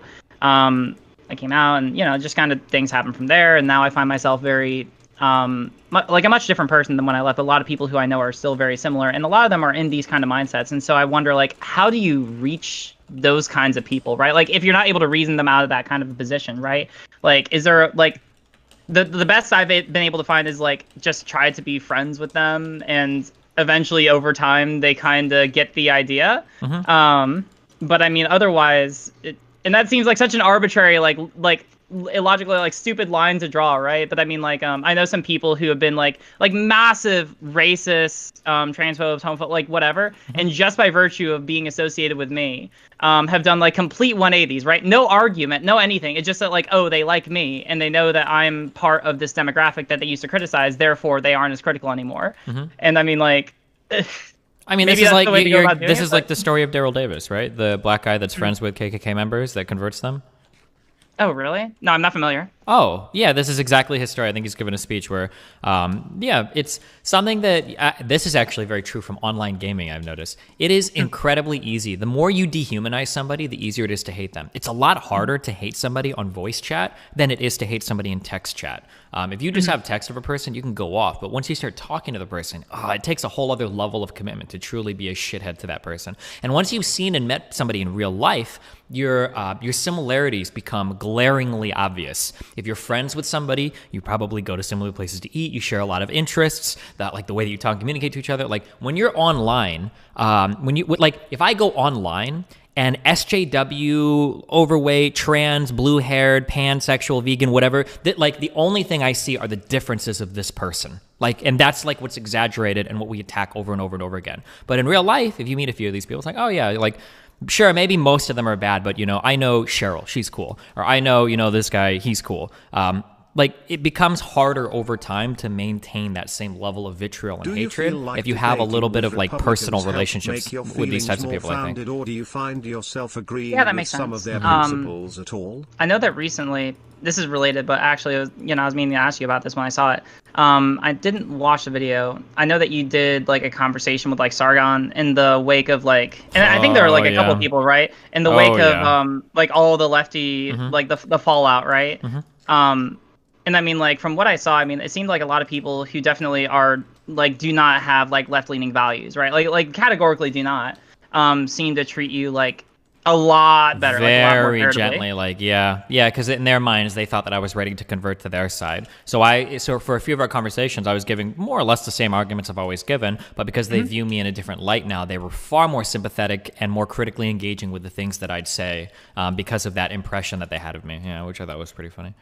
Did you find that you were actually able to like get through to some of them, or like actually like make them critically think about some of their arguments like through that kind of a lens? Like was that actually effective? It would require a lot more time. Maybe over time I could, but I'm I'm unapologetically not a conservative, despite what some people might think about me. So it would only take like a couple arguments probably for them to go back to seeing me in that old light of, hold on, this guy's a crazy left-leaning piece of shit or whatever. Yeah, I gotcha. No, I mean like it is interesting though, right? Because I mean I don't know. The reason I usually tend to be more critical, I think, goes back to what you're saying, or like a similar argument that you made earlier, right? Like I don't tend to to view people who I disagree with online with like I don't personally have negative feelings towards like anyone who I disagree with. Even like some of the crazy people that we saw on the panel yesterday. Like it's not like I have any personally negative feelings towards any of them, right? It's always a question for me like, oh well, how can I best reach this person? And I honestly find that there are I'm curious actually. Why not? Yeah. I think that because, all right, there's a couple things, right? If we want to go like, I'm trying to organize this in my head, so like a clear like premise. I would maintain that a lot of people, generally like people are not like purely logical beings, right? I would maintain that a lot of people don't like the things that people believe are not like the result of them engaging in like purely logical processes, right? Something that I'm gonna just so you're aware of I'm not setting up a trap, but like what I'm gonna ask you essentially is this is gonna come down to when somebody's ignorance starts actively harming you, do you really hold no ill will towards that person? That's what I'm getting towards. I'm curious. Yeah. Well, I mean, this is something I had to face when I was younger, right? Because like fundamentally the thing that kept me from wanting to come out for the longest time was the fear that that would be what would happen with my family, right? Like I was fundamentally afraid that like, oh, well, when I came out, you know, there was a real possibility that these people would shun me, would abandon me, would just like categorically like, oh, you're not the person we thought you were. We're ashamed of you. We're kicking you out. Like, you know, complete disownership, right? Like that's what I was afraid of. And I think that a lot of people who are in my situation tend to become very dissociated with their families and tend to push away from them and develop other relationships with online communities. That's something that happens a lot in my online community. And I think that's reasonable, right? I think that people aren't in the wrong for doing that, right? And I don't hold that against anyone. I just made a category. I assumed a position which I wouldn't expect other people to. And I assumed the position that even if they... I guess that the way I come down as a premise is that I would say that you can be a fundamentally good person and still do bad things in your life, right? And so I would say that, like, if you look at, like, for example, if I were to look at my mother, right, I would say that she is a fundamentally good person based on the totality of my relationship with her, based on everything that I know about her, based on, like, the entirety of my, like, I would not look at her and say that she's a bad person. I would say that she's a good person and someone who I will love, period. I knew that there was a possibility that when I came out that our relationship would end, and that would definitively be, like, a bad thing, right? It would be acting on, like, some kind of prejudice against, in that instance, me, right? Yeah. But I decided that what I wanted to do, instead of just like assuming that that would be the case and just trying to be like, and just trying to essentially prepare for what the worst case would be. I did prepare for the worst case scenario, right? Like I waited to come out until I was like financially independent and I was able to live on my own and I wouldn't suffer any like super negative hardships. But I also did everything that I could to basically try to keep them in my life, right? And mind you, like before I came out, like the most exposure that, you know, my family and everyone that I had known and had to trans people was like, you know, Caitlyn Jenner, it's fine. Caitlyn Jenner is great, but I mean, like when the representation that you have of trans people is someone going on to national television and say that, you know, the hardest thing about being a trans person or being a woman is picking what to wear in the morning. It's not a great look, you know? Yeah. It's not exactly the best image to go off of when you're describing who you are to other people, right? So, you know, a lot of what I did over the early part of my life was just like to hedge my bets, you know, to develop as close of a relationship, to be someone who was liked by my family and the people in my community. Because mind you, another weird wrinkle in my story is that I was also like the hometown hero kind of person. Like I was captain of my football team. Oh, jeez, okay. Yeah. And I came out, and I still have a great relationship with them. I've had lunch with my coaches. I've gone back. I've seen, like, whereas most people would probably expect that bridge would be burned, I've somehow made that work. But I mean, like, I think that if not for the way that I had gone about what I did, that a lot of them probably would have, you know, done the basic, oh, you're a degenerate, you're a abomination, you're a, you know, whatever. Like, it's a small conservative town in Ohio, right? Like, you can, you know, use your imagination, right? Yeah. But I wanted to take steps because I recognize these people to be, like, fundamentally good people, even if they had bad views. And I focus more on trying to change the views rather than trying to, like, categorically dismiss the people, right? And so I guess I see the same kind of thing with people online. it's very hard for me. Like, the burden is very high for me to think that someone is categorically a bad person. I think that Ariel Scarcella is categorically a bad person. Like, I think that the overwhelming amount of evidence would show that she doesn't actually believe in the things that she says, but rather tries to push a narrative to be able to make profit. I probably would say the same thing for Blair White, but I don't know. She also might just be super dense. Like, there are some people online who don't act genuinely, but I think that for those people who actually, like, are acting in good faith, and I'll define good faith as, like, you know, holding positions that you genuinely believe and not just, like, making the arguments that you do for, like, some ulterior purpose, which you can't, like, logically address in an argument or a conversation. Like, with those people, even if they have, like, terrible ideas, like, I'll generally walk them down the line to try them, you know, to try and get through to them, right? Like with CTV, the same person, the Walk in the Mountains guy, right? In the same conversation, from an earlier point in it, he said, "Oh, well, I don't understand this whole trans thing, right? I don't understand this gender dysphoria thing," and like it came across like he genuinely didn't know. Now, I would eventually find out later that he had, like, it was really weird because I found out that, like, at the end of the panel that he'd been stalking my Twitter and he'd actually been like leaving like a ton of replies on all of my tweets I just hadn't seen up until that point. So I probably shouldn't have ascribed him good faith. But in the moment I was like, oh, you just genuinely don't understand. All right, well, I'll walk you down. I'll explain everything to you. I'm very equipped to be able to do so. And, you know, if you are actually trying to learn, then I'll help you learn, right? And up until the point where it's shown that he doesn't actually care about learning, and he actually like doesn't really care about trying to be a good faith actor, but rather is just trying to push something that he believes, regardless of whether or not he's able to have his mind changed on it. Well, up until that point, I'm going to walk down the aisle as much as I can with him, you know? Yeah, and I guess I just try to do that with other people, right? Like with people who I think are, you know, who genuinely believe the things that they say, and have a chance of being reached, I'll try to work with them to the best of my ability. Yeah, I mean, like, I can understand that. I also, I guess it's just to some extent, it seems to me that it would be really frustrating to have so many people supporting something that can be so destructive towards you. And it feels like at some point, like, ignorance can only take you so far. Like, at some point it's like, okay, well, like, listen, you know, like, I don't know if I can be accepting of like your ignorance here because it's literally destroying my life. And for a lot of people, they make like an active effort to not learn or to not be exposed to stuff that would challenge their point of view or to think about something a little bit more. Like, I guess that's kind of what bothers me.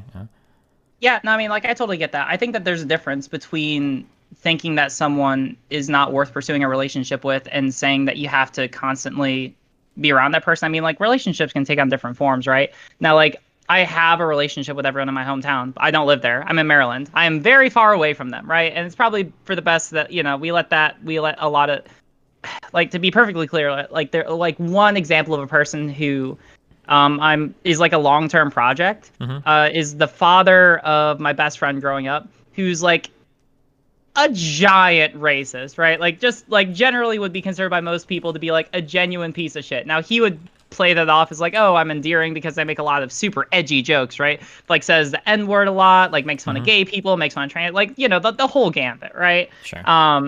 And he was someone who, and this is a story that I was told from my dad, so it's hearsay and all that, but I assume it to be true, where quite recently, like within the past year, he posted like something on Facebook, and it was like a generic meme where it was like something that was bad about like lefties or liberals or whatever, and basically had like a bunch of drawings of like people who are supposed to come off as like mentally ill or whatever, but they're also like caricatures of like effectively like trans and like queer people in general. Yeah. And so it was like, oh, like the idea is like, oh, everyone on the left is like queer and mentally ill. Was the message of the meme, right? And my dad commented and replied to that as like, that's really disappointing. That's my daughter. And he took it down.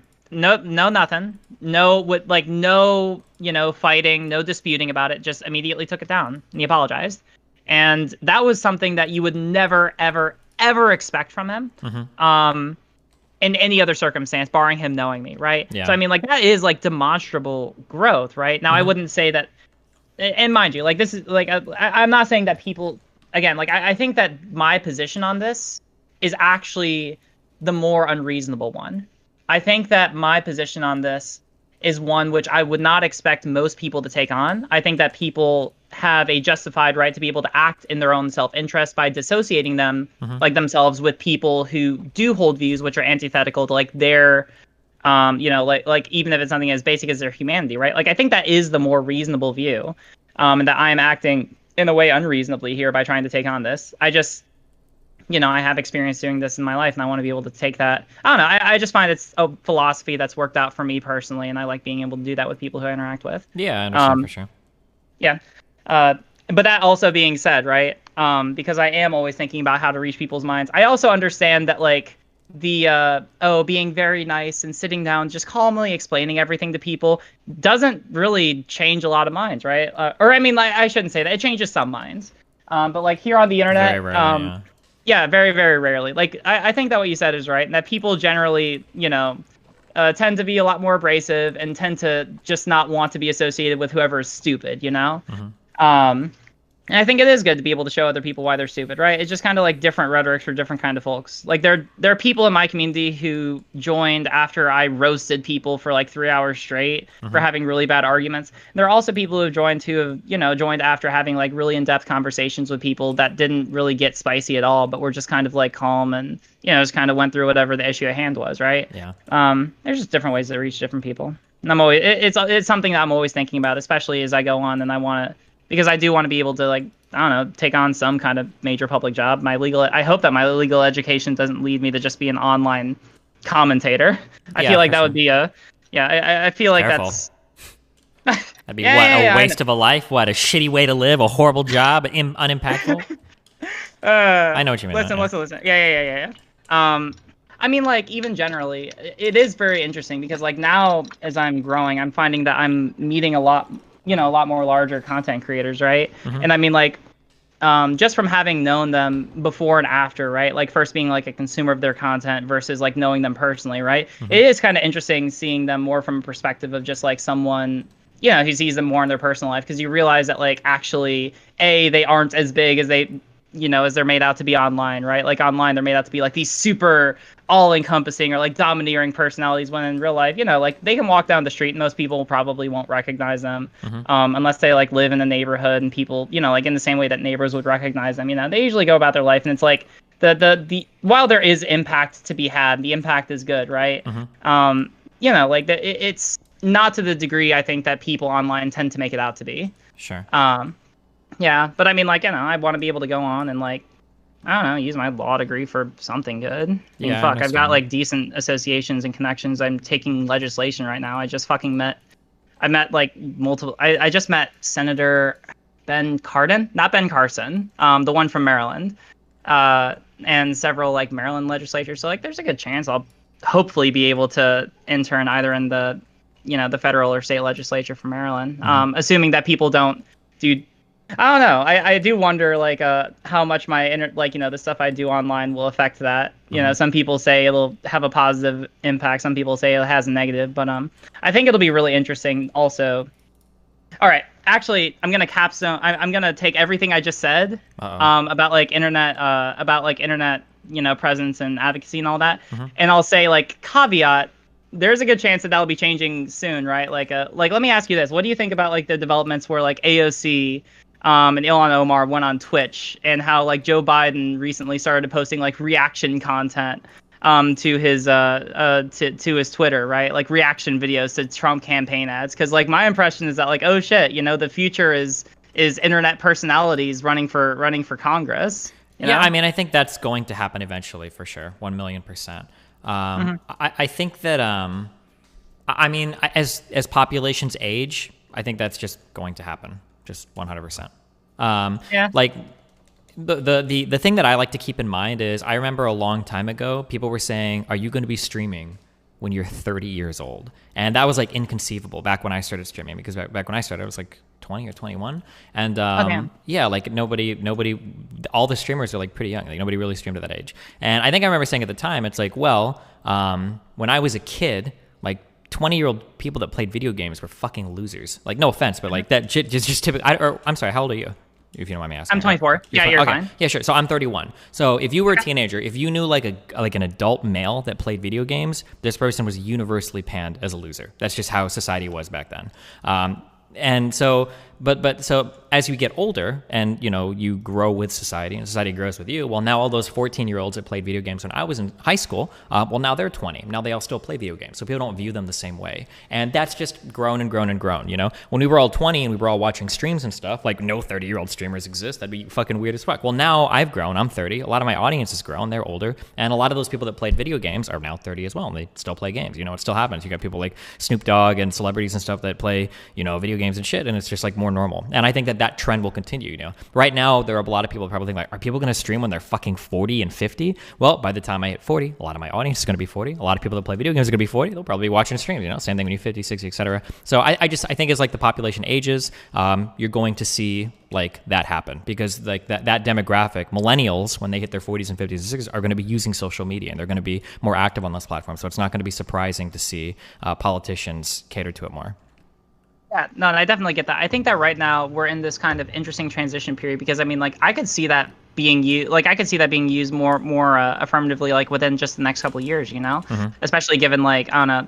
Again, like, I don't want to make like a giant thing out of the AOC, you know, doing the Twitch stream, playing, you know, Among Us, right? But I mean, like, it is kind of impactful because what it shows is like a recognition that like, oh, actually online politics does really matter, right? And like this demographic does really matter. And there is something to be said about like trying to use this platform as a means for being able to advocate for your political platform, you know? Yeah, to some extent, yeah. And I mean, I think it's worth noting that AOC is probably, if not definitely, one of the most popular politicians in the world. And in terms of like U.S. government jobs, I mean, I don't want to say just, but she's just like a member of the House of Representatives. I would venture a guess that 99% of Americans couldn't name more than one or two people in the House of Representatives, but almost everybody around the world has at least heard of AOC. And a lot of people are even more familiar than that with her. They know like where she stands on the Green New Deal, et cetera, et cetera. And that's mainly because I think of a lot of like social media related stuff she does. Like her stuff on Twitter is like really impactful. Anytime she gives speeches in front of, you know, some committee, like it's always showing up on Twitter and stuff. Like I think a lot of that is due to her utilization of social media. And a lot of that comes back to just her being, I think she's like 30 years old or 31 years old, right? So she probably grew up with it and is using it, and it's not just a strategy that an older person is employing. It's like a genuine engagement with the platform. Yeah, that was definitely my impression when I was watching, right? Like, it didn't come across as like, oh, she was reading from like some screen behind the computer, like telling her exactly what to say in the particular, like, no, she was just being herself, like in this sort of like adorkable kind of a personality, right? Like she came across as human. And I think that's something that like, and I think that this is like, for me, the reason why it seems like almost as certainly that this is going to be happening in the future, right? Is because like, I think that there is a genuine desire for, whether you want to call it like relatability or an association or like a genuine relationship with like the politicians that we elect, right? I think that there's like, if we want to like look at broader history, maybe I don't know, maybe we want to bring in terms of like parasocial relationship, right? Because I feel like a lot of like the history of how politicians have interacted with people generally has been like the development of how politicians like develop parasocial relationships with the people who they elect, or the, you know, with their electorate. I mean, that's right? what you want. You want to feel like your politician is related to. I mean, look at what are all the most positive comments about Biden? Is usually like, oh, he talked to me and he made me feel special. He made me feel like he cared, right? It's the same goal as any influencer or any talent or creator online, right? Is you want people to identify with you, to feel like you're personally invested in them, and yeah. But I guess that like the flip side is that also does make me a little, I mean, like it only makes me a little concerned. I feel like fortunately like this part of the internet has developed like a decently high standard for what it expects of its political content creators, right? Or at least the more left-leaning ones. I don't know about the right-leaning ones, but I mean, like I find that you know, like whenever I go on a panel, and this is also the frustrating, this is simultaneously like the kiss curse of doing like online political content, at least what I've found in my own experience, is that like if I go into a panel, right, or if I go into a discussion and I fuck up, my livelihood is on the line, right? Or like my platform is on the line, right? Like there's this expectation that I go in and I perform exceptionally well, right? Because if I don't, then it's like, oh, well, this person isn't, you know, this person isn't actually like, you know, cut out to be able to do this kind of content. Like I shouldn't ascribe my beliefs to them. Whereas like that is nice. I do like being held to a standard and like an expectation that I do well, because it forces me to do that research and to actually like look into, you know, like it does like help me to become a better person and a better advocate, right? Yeah. But it's another also level of stress. Oh yeah, it's a massive level of stress, right? Like any panel I could go on to, and it's just like a fucking, it just takes the one clip where you get fucking humiliated, and then it's like, oh shit, that's gonna be on me for the rest of my life, you know? Yeah, it reminds me of something that always would trigger the fuck out of me is I grew up past 16. I was pretty independent from my parents. I didn't have help with any bills or anything, so my life from then on has pretty much been sink or swim.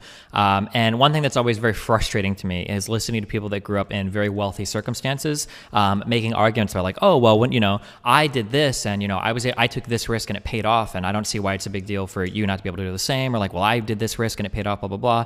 And it's like, it's a lot easier to take risks when you have like a giant cushion beneath you if you fail.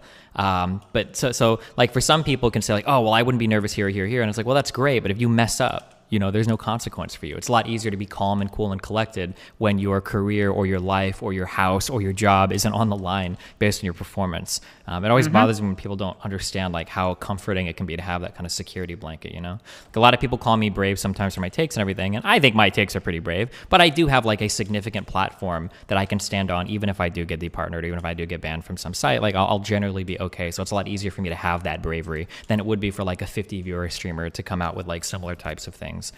In any direction, yeah. Speaking of, because I don't want to like dwell on it too much, but you are doing all right after like all that drama kind of happened, right? Like, are you like? Yeah, no, I'm okay. I mean, I make less money, but I'll survive. Yeah. Yeah. No, I mean, like, and that is kind of the main thing, right? Like it is sort of the kiss curse, and I guess that like my aspirational hope is that kind of develops, because I do think that that's. I mean, like, I look at like a lot of different political content creators, right? I don't think that every political content creator's audience has that same scrutinous eye on the people that they ascribe to, right? Which is real unfortunate, because those are the people who frustrate me the most, and who they are genuinely the people who I'm constantly thinking about, like, all right, how do I reach that person, right? Like the person who is willing to listen to like the worst garbage arguments, how do I convince that person in particular, right? Because like it's easy enough to reach the reasonable people, right? Like if they're like, I'm always thinking like, all right, if I have arguments which are good enough to be able to reach like the reasonable person, defined as like someone who, like looking at all the arguments and taking them all in consideration, can come to a level-headed decision that like, oh yeah, like this person is in the right based on the merits of their arguments, right? Usually I'm pretty confident that I'm able to reach those people, right? But like it's just like something which keeps me awake at night, thinking about like, all right, well, what about the people who just are like, fuck all of those arguments, I just want to listen to people who affirm my preconceived worldviews, right? Yeah. Like I'm always thinking about like how to be able to reach those people, Yeah. Like the I don't know, like there's a video I did on like Jesse Lee Peterson a while ago, and I still get comments on there. In a wide variety, right? But like none of like, even if Jesse Lee Peterson, like it's just like a crazy clip, like it's only like a 5-minute clip that I'm covering or reacting to, and all the comments to it are just like defending on like, oh, he was totally right, oh, he was totally fine, and he was literally like actually defending like spousal abuse, or saying that it's not that big of an issue or not that big of a deal, and I'm like, holy shit, how can these people actually believe? Yeah, but it's just like those kind of audiences, similar to people that I'm always thinking about reaching. Because I mean, like, whether or not, and this is the thing that kind of bothers me, and this is the reason why it keeps me up at night. There are a lot of people in America who think like that, Yeah, the holding accountable thing is something that's always like really crazy to me, like the different types of communities that you foster. Like I feel like when I'm speaking, I have to be pretty careful, because if I fuck up really hard, I'm going to be cringing the next day, because I know that like there are people in my audience who are like, oh, Destiny was wrong on this, he missed this thing or whatever, Destiny said this, but he was incorrect, blah, blah, blah. Like it's typically like if I fuck up something, that's generally the types of comments that I see. But when I see certain other content creators online, I'm thinking people like Sargon of Akkad, these people will just like shamelessly be so factually incorrect, not even on narratives, but just on basic fact. It was be wrong. And there's not like a single comment that I can see anywhere on their YouTube. It's like, oh, hey, like you missed this, you messed this up, or blah, blah, blah. I was like, oh my God, this must be like such a liberating feeling to have a fan base like this. Holy shit. Oh yeah, totally. Actually interesting. And I'm, just since I'm talking to you, I can, and you can tell me if this is like asking too much, right? But all right, so like, it obviously like having certain takes can affect like how you like your relationship with your audience. How have you found it's affected like your relationship with other content creators? Pretty negatively. So like there's a couple aspects to my personality that I think make me really hard to get along with. Several. So one thing is that like for me, I don't, if we have a disagreement on something, I really don't usually care that much personally. Like if somebody disagrees with me about something, I'm not going to take it personally. And past like an argument, I'm not going to be like upset at that person. Like that's just, it's just all part of, what I do online and what we do.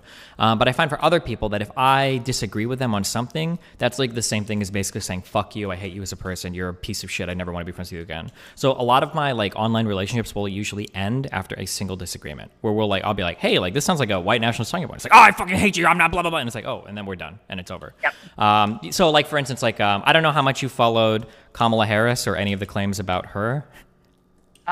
Which claims? There was a Twitter thread. There basically, okay, I'll give you like one, okay, just one quick one to kind of get an understanding. So one claim that's made about Kamala Harris is that Kamala Harris had ICE go to schools to arrest and deport kids that were illegal immigrants. That's like a claim that's made about Kamala Harris. The reality was that Kamala Harris, like either passed or assisted with some legislation in California that, or changed some, it might have been changed the policing policy at the time, she went in the day, I don't remember. But basically she made it so that if you were charged with a crime as an illegal immigrant, even if you were convicted, if you were charged with like a felony as an illegal immigrant, you could be deported just based on being charged, which isn't really great. But that's a far cry from like sends officers into schools to deport illegal immigrants, right? Like, yeah. Well, I mean, like, so what's? Wait, all right, so did then you we'll hear like that? the, yeah. Oh, yeah, sorry. So I had an argument. This was like my huge falling out with Hassan was like I argued with him over like that thread on Twitter where I was like, hey, like I think like a lot of the ways that you represent Kamala Harris here are pretty disingenuous because he was reading off a Twitter thread. And I think that if anybody goes back and watches that video, I think I was incredibly gentle during that conversation, okay? If you see me argue with Nick Fuentes or Sargon, I am brutal with these people. I think with a lot of the left-leaning people I talk to, I've been very gentle. And oh my God, that was the end of our relationship, was that disagreement right there. And I don't even think it was like a huge thing. So that's pretty hard for me to maintain relationships. I'm also somebody that like, I know that everybody says this, and I don't know, maybe I'm just saying this. I'm not very ideologically driven. Like I have some core beliefs that I try to fulfill. So for instance, I think it's important to make as many people as possible happy and healthy. And that's like the number one thing I care about at the end of the day. I don't really give a fuck about capitalism or communism. Like if a whole bunch of studies were to start coming out showing that like, hey, this nation state, they became socialist. All these people are happier. They've got more free time, blah, blah, blah. Like, oh, well, fuck capitalism. I'm a socialist now. Like, let's try to find a way to move that system. I find that a lot of people seem to be a bit more like ideologically driven, and those types of people, if we have like a falling out on like one issue, then we're done. So the Rittenhouse thing was a good example. I'm a huge believer in self-defense. I like morally, I'll defend self-defense to the death, not of just yourself, but I think like of your property or your livelihood too. And a lot of people will see like that one take I have, like, oh, this guy's like an alt-right fascist, and it's like, okay, well. Yeah. So sorry, that was a lot, but like those are like a couple of the reasons why it's really hard for certain people, I think, to get along with me, because one or two disagreements along these lines will just totally like torch the relationship. Yeah. No, I mean it's just interesting, right? Because I don't know, like I'm at the point right now where, I mean, like I'm in an interesting kind of situation where I'm trying to figure out the way that I can say this without incurring like a lot of wrath from various people. Mm-hmm. In a lot of ways, I probably agree with that. At least insofar as like the positions I arrive at, right? Like, I don't tend to try and argue on behalf of a position that I haven't like reasoned myself into, or that I'm not able to support with like a substantive degree of evidence, that I would feel comfortable with and being able to cite and all that, right? Like if I'm going to hold other people to that standard, I want to be able to hold myself to that as well. Yeah. Right. Like that's only fair.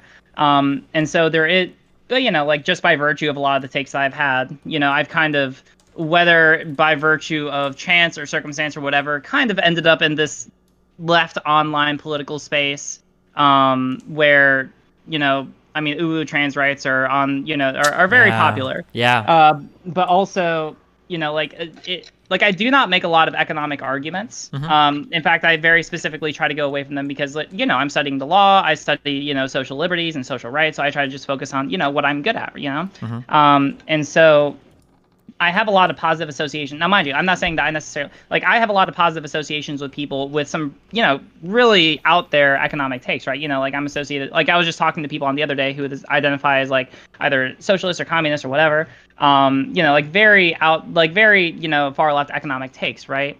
And it's interesting for me because like, I'm not trying to sit here to say that that's the wrong economic way. Like you know, I agree. Like, I want to be able to I want to advocate for whatever economic policy is going to ultimately, like, whichever it is going to like most benefit all people in society, right? Like, that's what I want, right?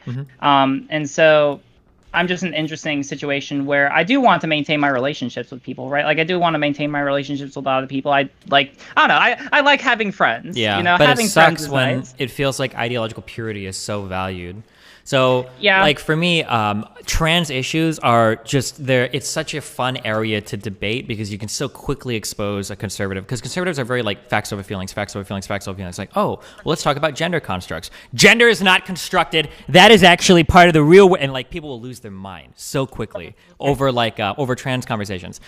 So like I have like a decent trans face, not trans face, sorry, a decent trans fan base, and I have like a lot of people that would kind of look to me relating to like trans arguments because of how much I would be willing to run down that rabbit hole with conservatives.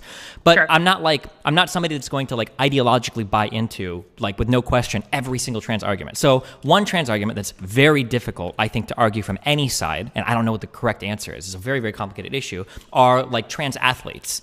And that's not something where like I won't jump in and be like, oh yeah, like trans women and cis women 100% equal in terms of competitive ability, and like yeah, boom, bye. Like I think that there are a lot of like very challenging questions there for how to proceed, and like that take alone has had like multiple trans people like try to cancel me, that lose their shit. Alabrel, the military. Oh God, I forgot her name. Is Izzy Bear, I think, on Twitter, and a few other people that like crucified me over like these conversations. It's like I don't know. I think it's a really difficult issue to talk about, but yeah. Yeah.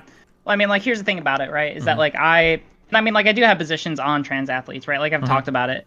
The thing is for me is that like I specifically put it off for a while because I do acknowledge it is.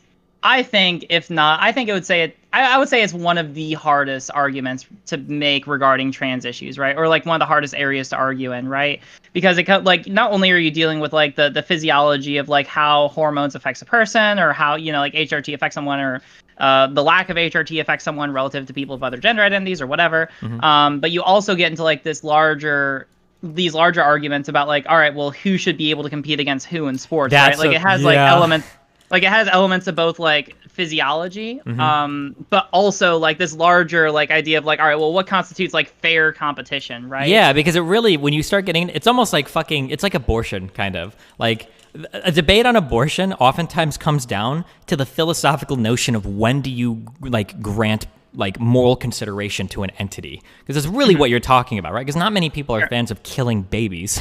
Okay, like I don't think anybody wants to be murdering babies, so so that's really what that argument comes down to. And it's really hard it's hard on both ends, because we have to recognize that we have to draw a line somewhere, right? Like we don't want every sport to be a world sport where anybody can compete, because that would obviously destroy competition for certain groups of people. However, we also need to acknowledge that there is a lot of bullshit regarding what we consider to be fair competition in sports. Like the thing that I always point out is that like the average height of a person in the NBA is like 6'5" or something. Okay, like if you're born and you grow to a stature of 5'7", 5'8", or even 5'9" or 5'10", you're probably never going to play in the NBA. And that's not due to any like athletic deficiency of your own. That's just a physiological thing, So a lot of the people that argue against like trans people in sports are like, oh, no, like it has to come down to the fairest of the fair, body composition, blah, blah, blah. And it's like, okay, well, let's look at Michael Phelps. Let's look at any NBA player. Like that argument doesn't hold, like, yeah. Oh yeah, no, it totally doesn't hold, right? I mean, like the thing is, whenever people think about fairness, what I think that they're actually trying to convey with like this idea of fairness is that I think that people want sports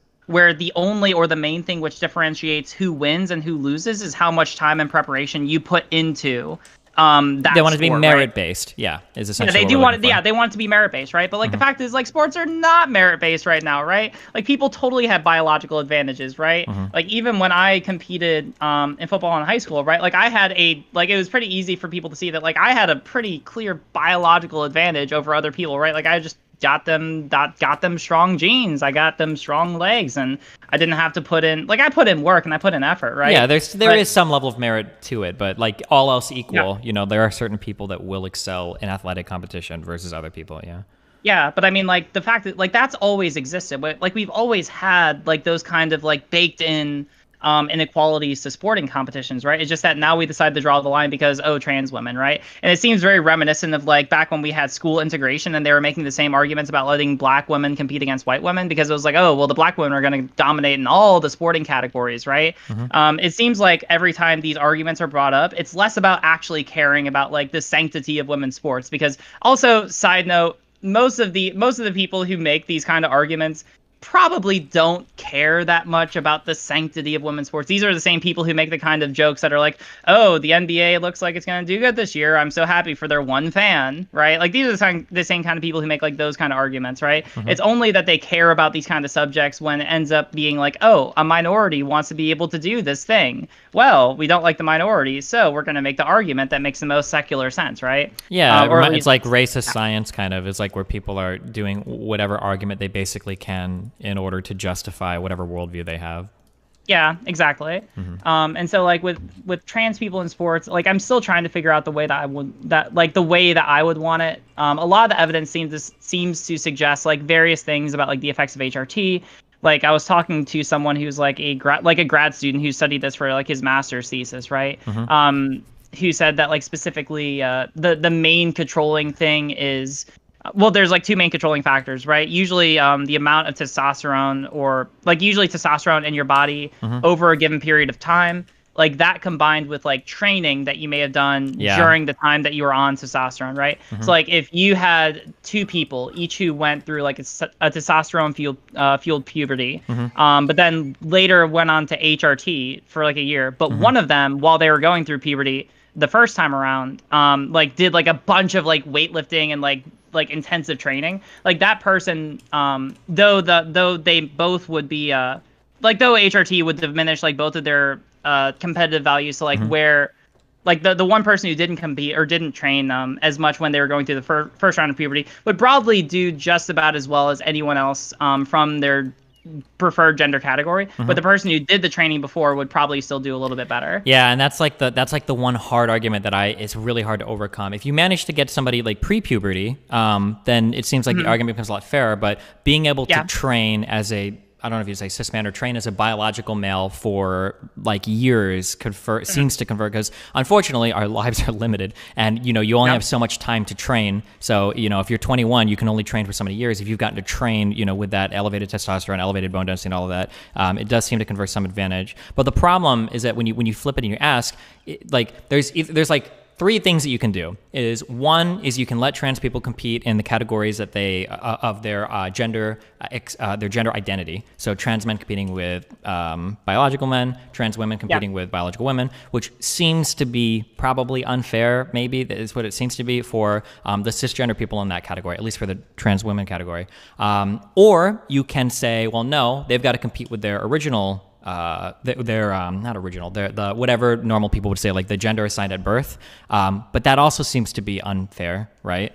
To the people. Like if you had, for instance, like if you had a trans man competing in a cis woman's category, that trans man is probably going to dominate, right? Because now they're taking testosterone. They're essentially on steroids, right? Yeah, essentially. Yeah, and then the third option is literally just like, well, let's just make a trans-only category, which is going to get no funding, no viewership, because the demand for this is going to be way lower, and you're basically relegating these people to not getting a competitive athletic experience in any schooling ever, which sucks. So it's like, yeah. Yeah, I mean, like, there's a couple things about it, right? I think that the system that we have is fundamentally unequipped to be able to deal with this question. So you're going to run into a couple, like, there are some band-aids I think that we could put on. I think that making like or like hormone blockers, for example, accessible to like trans youth would be a lot better. Yes. Like that would be a really good start, right? Like it's always funny to me because you have TERF who will make two simultaneous arguments. On one hand, they'll argue, oh, well, trans women should be able to compete in sports, right? But then on the other hand, they'll argue, oh, well, trans youth also shouldn't be able to get hormone blockers or any form of HRT because they're just confused, deranged, whatever, right? And it's like, it's very weird that they hold these two positions simultaneously, because like if you had trans youth and they were able to go on hormone blockers, which are overwhelmingly safe, right? And give the children to be able to have the time to be able to decide, oh, do you want to go ahead with HRT and like further transition, or do you want to just like actually just come off the hormone blockers and pursue life as it was? But I mean, like being able to make hormone blockers available to youth, I think would be a great start, because then a lot of these arguments, like kind of lose the merit of them, right? But then also, I don't know, like having gendered category. Like, let me ask you this question. Do you think that there could be like a different kind of way to categorize sports, right? Like, do you think that there could be like a different way to categorize sports aside from using gender, or do you think that like this is the best line that we have to kind of draw those lines? I think that this is the best line. It's just so hard and messy otherwise. Like, I've heard that some people like want to do it based on, I've heard the suggestion that we should just categorize people based on testosterone, but it seems like there are other differences that go into being male and female that also confer competitive advantages on men. So for instance, like total lung capacity is a big deal. Bone density influences how much weight you can lift. Like that's a big deal for conditioning. So it seems like there's more than just like levels of testosterone. I don't know how else you would like I think that gender categories are generally like an okay way to differentiate, except for of course you kind of miss trans people completely in that. But I don't know how else you would do it. Right, but I think that the way that I come down on it, right, is that like if we already acknowledge that we have like an imperfect system, because I mean like we do have people who succeed by virtue of like biological like advantages, right? Like that's already something that exists. Like unless we're able to propose like an alternative like third like way to like a different way to be able to categorize the sports entirely. Like I feel like the best thing that we have is like having some like allowing trans people to compete and maybe impose like some restrictions on whether they're like when they're able to compete, like after they're on HRT for a couple of years, right? But I mean like there doesn't seem to be like a better fix, because otherwise you're just saying you go to the options that you suggest, or like the other options you mentioned, right, where it's like either you create like a third league or you don't let them compete altogether, right? And like I think that we could like I think people can broadly agree like those would be fundamentally like unfair, you know. One thing that I always like to bring up too for anti-trans arguments, because people will quickly say like, oh no, trans women should have to compete with men, that would be fair, is like, and this works sometimes for TERFs too. Nobody seems to ever think about or consider trans men ever. And if you ever bring never. Up, if you ever bring up trans men, like, never. That's actually one of my favorite arguments against conservatives that do the bathroom thing. Like, I don't want these trans women going into bathrooms with my daughter, blah, blah, blah. And it's like, oh, okay. Well, here's a picture of a fucking lumberjack.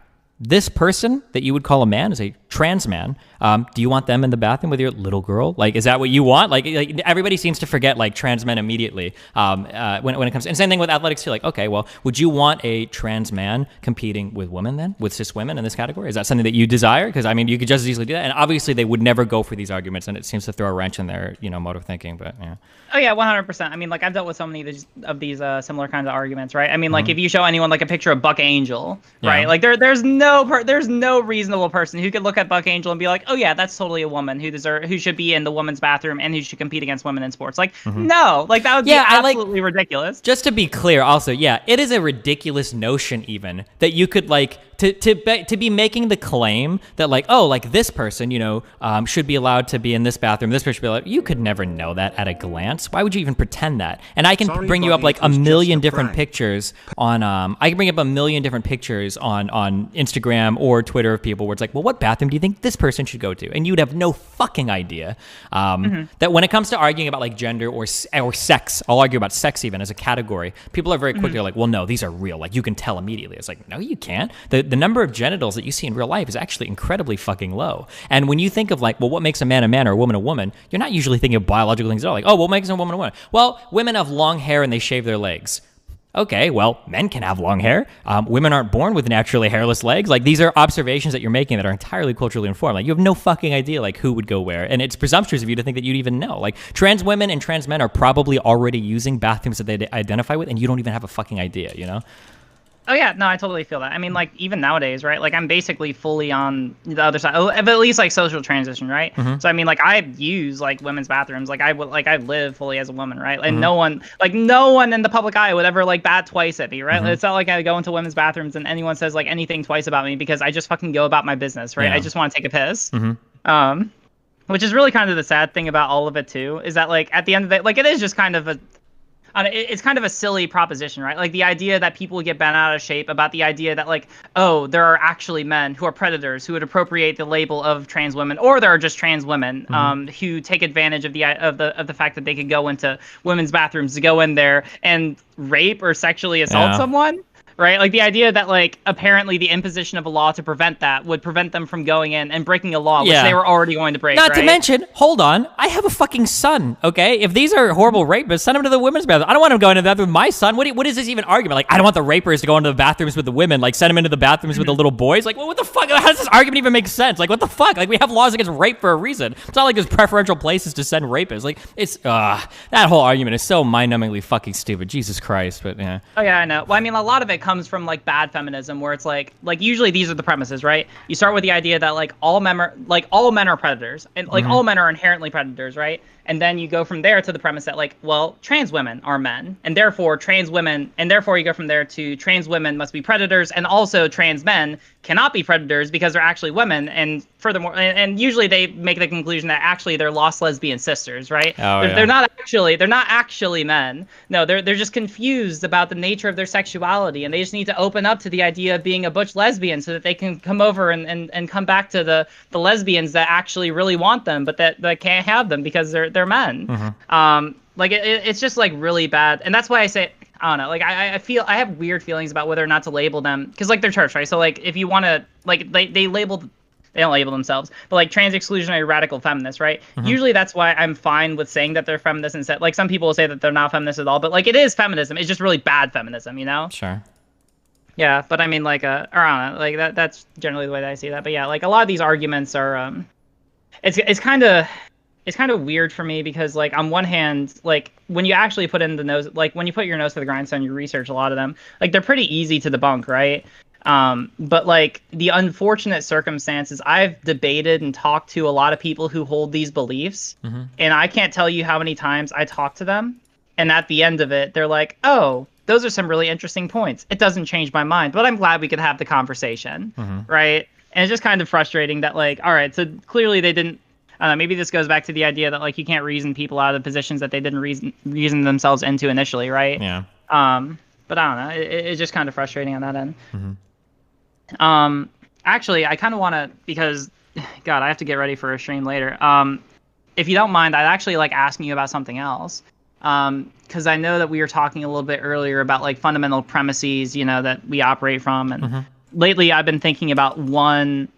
I messaged you a little bit relating to like the nature of democracy and voting, right? So I mean, you can let me know if you want to just talk about this another time, if this might be like too long of a conversation, but just out of curiosity, like as a more basic premise, do you think that like voting is something like right now? I think that where I'm at is that I think that like voting is one of the most fundamental rights that people are owed, because it seems to be the thing that gives like the authority of governments to be able to like govern your life, right? If you are a citizen of that government or of that state, right? But like, what's your opinion on like whether or not citizens deserve like a right to vote? I mean, it seems to be pretty important.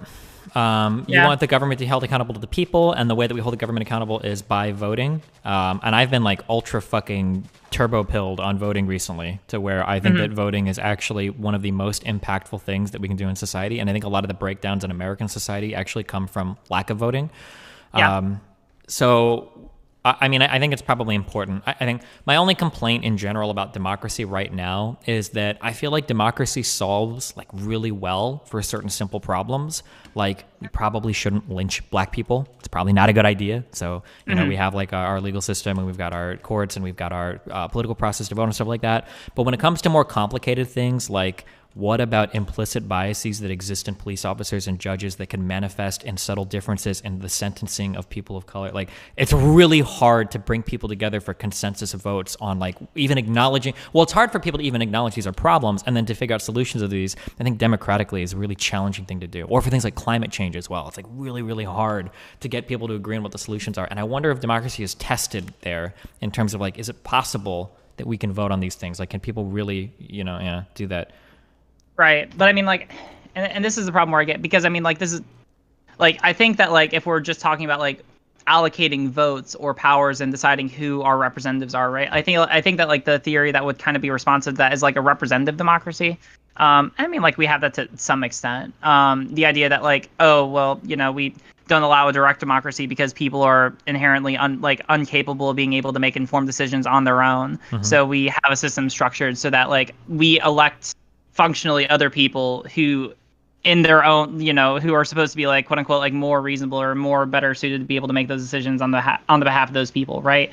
But I also have to wonder, because I mean, like, I have to wonder if that's not so much a problem with, like, for example, direct democracy, more so than just like the prevalence of misinformation in the society. Right. Because I mean, like, when we're talking about like, I don't know, like, let's take any example, like PragerU, like the fact that is able to, I don't know, like the fact that that's able to exist and to the extent that it does, and mind you, I don't know how to deal with that as an issue. I'm not sure if like I want to say that like censoring is probably the last thing that I want to go to be able to deal with that. But also there is like a real issue that like there are a lot of people who get their information from sources like that and who make their political decisions based on things like that, And so I'm wondering like what the solution to like that issue is, because I mean, if it is representative democracy, then like, it isn't satisfying, because it means that like the will of the broader population might be subverted by others who don't necessarily represent their interests. But also like, how do you resolve this issue of like, there are people in the population who are making fundamentally uninformed decisions? Yeah, and this is kind of like another thing that I've been turbo pilled on is I don't believe that much anymore. And it might be like a much broader claim. That's a whole other argument, but I don't know how much I believe anymore in the corrupting power of media. More so that I think that media is way more two-way than a lot of people give it credit for. That media isn't just this horrible corrupting thing that changes the minds of its citizens. Media in a lot of ways is a reflection of what the citizens want. I don't think that we had like a perfect society and then people like PragerU showed up and destroyed it. I think that there is a hunger for that type of conservative content, and PragerU kind of shows up to fill that void, is what I feel. And if you take my position on it, obviously, then it would logically follow that like censoring PragerU or something doesn't, I mean, like, it might have some small positive effect, but these places exist not because some large corporation is trying to brainwash people, but because people have like a genuine thirst for that type of content, which in a democracy, I mean, people like you and me, I think, would say that that's problematic because PragerU is like demonstrably horrible, and because they make untrue claims about things and they just spread misinformation and shit. Yeah. I mean, like, I think that makes sense. So then, if the problem is fundamentally like, all right, so it's not actually that PragerU is itself the problem. It's more that PragerU is like a symptom of a larger issue. I don't know. People probably make like the same kind of like arguments about Trump. It's like, oh, Trump is just like a symptom of what is a larger conservative movement, or like this larger thing that's been bubbling under the surface of conservative America for a while now. But then like the question is like, all right, cool. So we've been able to identify the problem, and the problem is in like this large part, like this substantive portion of the population in America. All right, cool. Does that mean that we like how do you fix that? And is that something to be fixed by the electoral system, or do we just kind of like, oh, well, there's a lot of people who fundamentally just like want their, fundamentally it would be like people who want their preconceived biases to be confirmed? Yeah, so this is distilled into the argument of court packing. Oh fuck. All right. The hard thing about this, and I won't talk necessarily about court packing, but the hard thing is that one thing that I've noticed that a lot of progressives have trouble with is a lot of people, and it's probably true of people on the right as well, but I notice more with progressives because that's who I've been fighting with so much. A lot of progressives have a really hard time coming to terms with the fact that there are genuinely a lot of Americans that just totally fucking don't agree with what they're saying. I noticed that the progressive framing on a lot of issues is that, look, the majority of America wants X thing. That I don't know why it's not happening. The majority, so Medicare for all is a popular one. People are like, oh, look, the majority of Americans, all like 75%. It's like, well, no. If you look into the polling data, depending on how that question is framed, it's literally anywhere from 24% to like 78% or 84%. Like, it dramatically changes based on how you phrase the question. A lot of people seem to have a really hard time coming to terms with the fact that half the country almost fundamentally disagrees on certain issues. It's not that they're hidden or misrepresented or corporate. There's actually these people who disagree. And so when it comes to certain topics, I don't know what the right answer is. Like people are saying things like, oh, like ACB is on the Supreme Court now. Like, how do we prevent the courts from taking away certain rights based on Supreme Court decisions?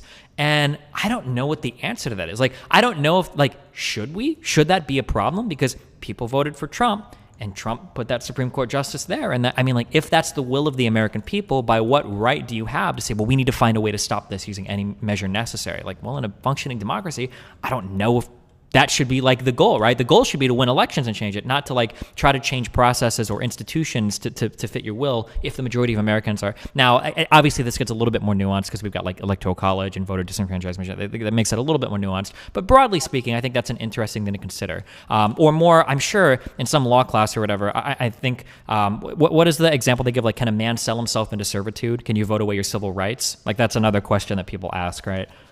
I think, yeah, we went over something similar in property, right? So, I mean, basically, there's like a court case that we went over where someone tried selling, like, I think it was like certain organs that they were able to donate, or like, I'm trying to remember. I think it was like someone who died tried to contract with the company to basically like, hey, so I want to sell you. Oh wait, no, actually, it wasn't after they died. They tried selling part of their blood, and the blood was unique, like for the purposes of like research, right? Like it ended up like, oh, if the company was able to research this blood, then it would end up leading to like this amazing like breakthrough. And if they could have more of the blood, then they could be able to do more research and so on and so forth, right? Sure. So someone's like, all right, well, am I able to sell my blood? Right, and you get into fundamental issues of like, well, you know, like the law actually has like, while the law will say let you sell like a lot of things, like it'll draw a hard line at your body, right? Like being able to sell your actual person, right? So, but usually the question is just kind of like it depends, because then like obviously, you know, if you sell like your services, that's not the same as selling your body. But also like, what about like, you know, sex work? Like if you're selling your body and you're doing work, but it's also sex work. It's like areas of gray, right? But generally speaking, like the law probably will not allow you to be able to sell your body, as long as it's defined as like a part of your body, you know? Yeah, but the question is like if enough people vote for that, like should you if be enough able people to vote for that, should you be able to do that? Should you be able to vote away your own civil rights is like a question. If you've got a town of 1,500 people and they all want to vote a certain way, let's say they all want to vote so that cops have a right to just walk by and smack them in the face anytime they want without due process. Like, should that society of people have a right to do that vote? Yeah, well, I mean, like, and here's the thing about it, right? I don't know, maybe some people will get mad at me. Probably, yeah. I mean, like, you probably want to be able, I don't know, like, the formers of, like, whatever the governing body is of that town or whatever that country is, you know, might employ some safeguards. So it's like, okay, well, in order to pass, like, super sketchy shit, like, you know, you probably have a like constitution. A massive with, like, super majority to change things. Yeah, like you have like some fundamental rights, either positive or negative, that are entailed in like whatever your constitution or like similar version is. And then like in order to be able to change something like so fundamental in the constitution, then you need like an overwhelming majority. But I mean, like, yeah, you know, if you have an overwhelming majority of your country that wants something and it goes against whatever your governing body decided, then I mean, maybe they're all misinformed. But I feel like if you've gotten to the point where like an overwhelming majority of your population believes in something, regardless of whether or not they're informed, like the job of democracy is to represent what the people want, not necessarily to do what's right. Yeah, exactly. And that's, I think a lot of people miss that. Like a democratic body isn't there to do what's right or what's morally righteous or what's good. Like it's there to do what the people want. And so that's something that I have a hard time, you know, like people ask me like, was the ACB nomination, do you think that was a good thing? Was that right? It's like, well, yeah, I mean, the Republicans have the nomination. They are going to nominate somebody they want to. And that's probably what they should do. I mean, I wouldn't expect any different, you know. As soon as RGB died, RBG. Fuck, I always say RGB. Sorry. As soon as Ruth Bader Ginsburg. As soon as Ruth Bader Ginsburg died, every sane person on the planet knew that seat was going to be filled. Okay, we've got like, what is it, like 5 months until he's out in January, assuming he loses, right? Like everybody knew that seat was going to be filled, and they should fill it. Like, I mean, like the Supreme Court is incredibly fucking important. Like I wouldn't expect anybody to just give up a Supreme Court seat, as much as it sucks and as much as I hate it. But I find myself having to be careful sometimes when I make arguments. It's like I need to be careful to temper. Like there are things that I want that I'll push for on a policy basis, but when you ask like what should the United States do, it's like, well, they should probably follow the will of the people, and the will of the people don't always line up with, you know, what my personal values are, unfortunately. Yeah. Yeah, no, I mean, I get that. I tend to agree, right? Like, I think that in the vacuum, that like the nomination of damn it, what's her, like SCB, Amy Coney Barrett, right? Yeah. I think that like in a vacuum, if this was like devoid from history, I would be fine with it. Like it would follow precedent, right? But the thing is like here, like, and this is like my main issue, right? Is that like the Republicans specifically set a precedent. They're like, listen, we shouldn't be able to appoint someone during the last year of president's term. And you know, this is something so fundamental that we're going to like delay someone from being able to be considered for 8 months, right? Like this is something that we feel so strongly about, right? And then they deviated from that rule, right? Like as someone who's like operating the legal, like in the legal profession, right? Like something that's very important to me is just the ability to be able to make accurate predictions, right? And you do that by having consistent rules. And the fact that like there's such an inconsistent rule here that they've set kind of shows that they don't actually care about rules, but more care about like the ability to be able to further their agenda as much as they can. Which, mind you, like if they want, like, and again, like I understand that I don't think that anyone could look at the court system nowadays and say that it's nonpartisan. It kind of sucks because I do want the judiciary, like I do want the Supreme Court to be nonpartisan. Like I feel like that's a little the function that it's supposed. Yeah, I actually exactly, like. I mean, right? like I kind of feel like I'm surprised and maybe even a little bit, sort of, to some extent, a little proud. It does feel like the institutions in America were a lot more resistive to Trump than what I had originally thought they'd be. Now, in some ways, we do see horrible things have happened. So, for instance, Barr and everything about Barr and him functioning as Trump's right-hand man is a disgusting embedness with like between the president and the DOJ, like in levels that it shouldn't have happened. But like I do think that we've gotten some surprising decisions out of Gorsuch and Kavanaugh where people thought that these guys were going to come in and like fucking set the whole fucking building on fire, that we were just going to get fucked with massive conservative rulings. And they haven't ruled that way for the most part, as far as I'm aware. I think in some ways they have, but when it came to other issues, they didn't rule as conservative as people thought. So I have small hopes that hopefully our institutions are a bit stronger than they originally seemed. I know that the media has stepped up its game.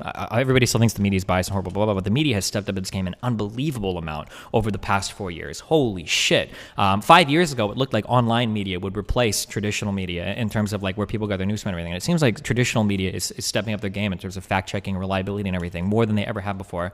So, yeah, I mean, will the judiciary be impartial? I mean, obviously, picks are always going to be, well, at least over the past 20 years, they become more and more political. But yeah, I don't know. I guess we'll see what happens under ACB and stuff. Like, yeah. I mean, like it's just very. I will say that like it is very nice to be able to see like more.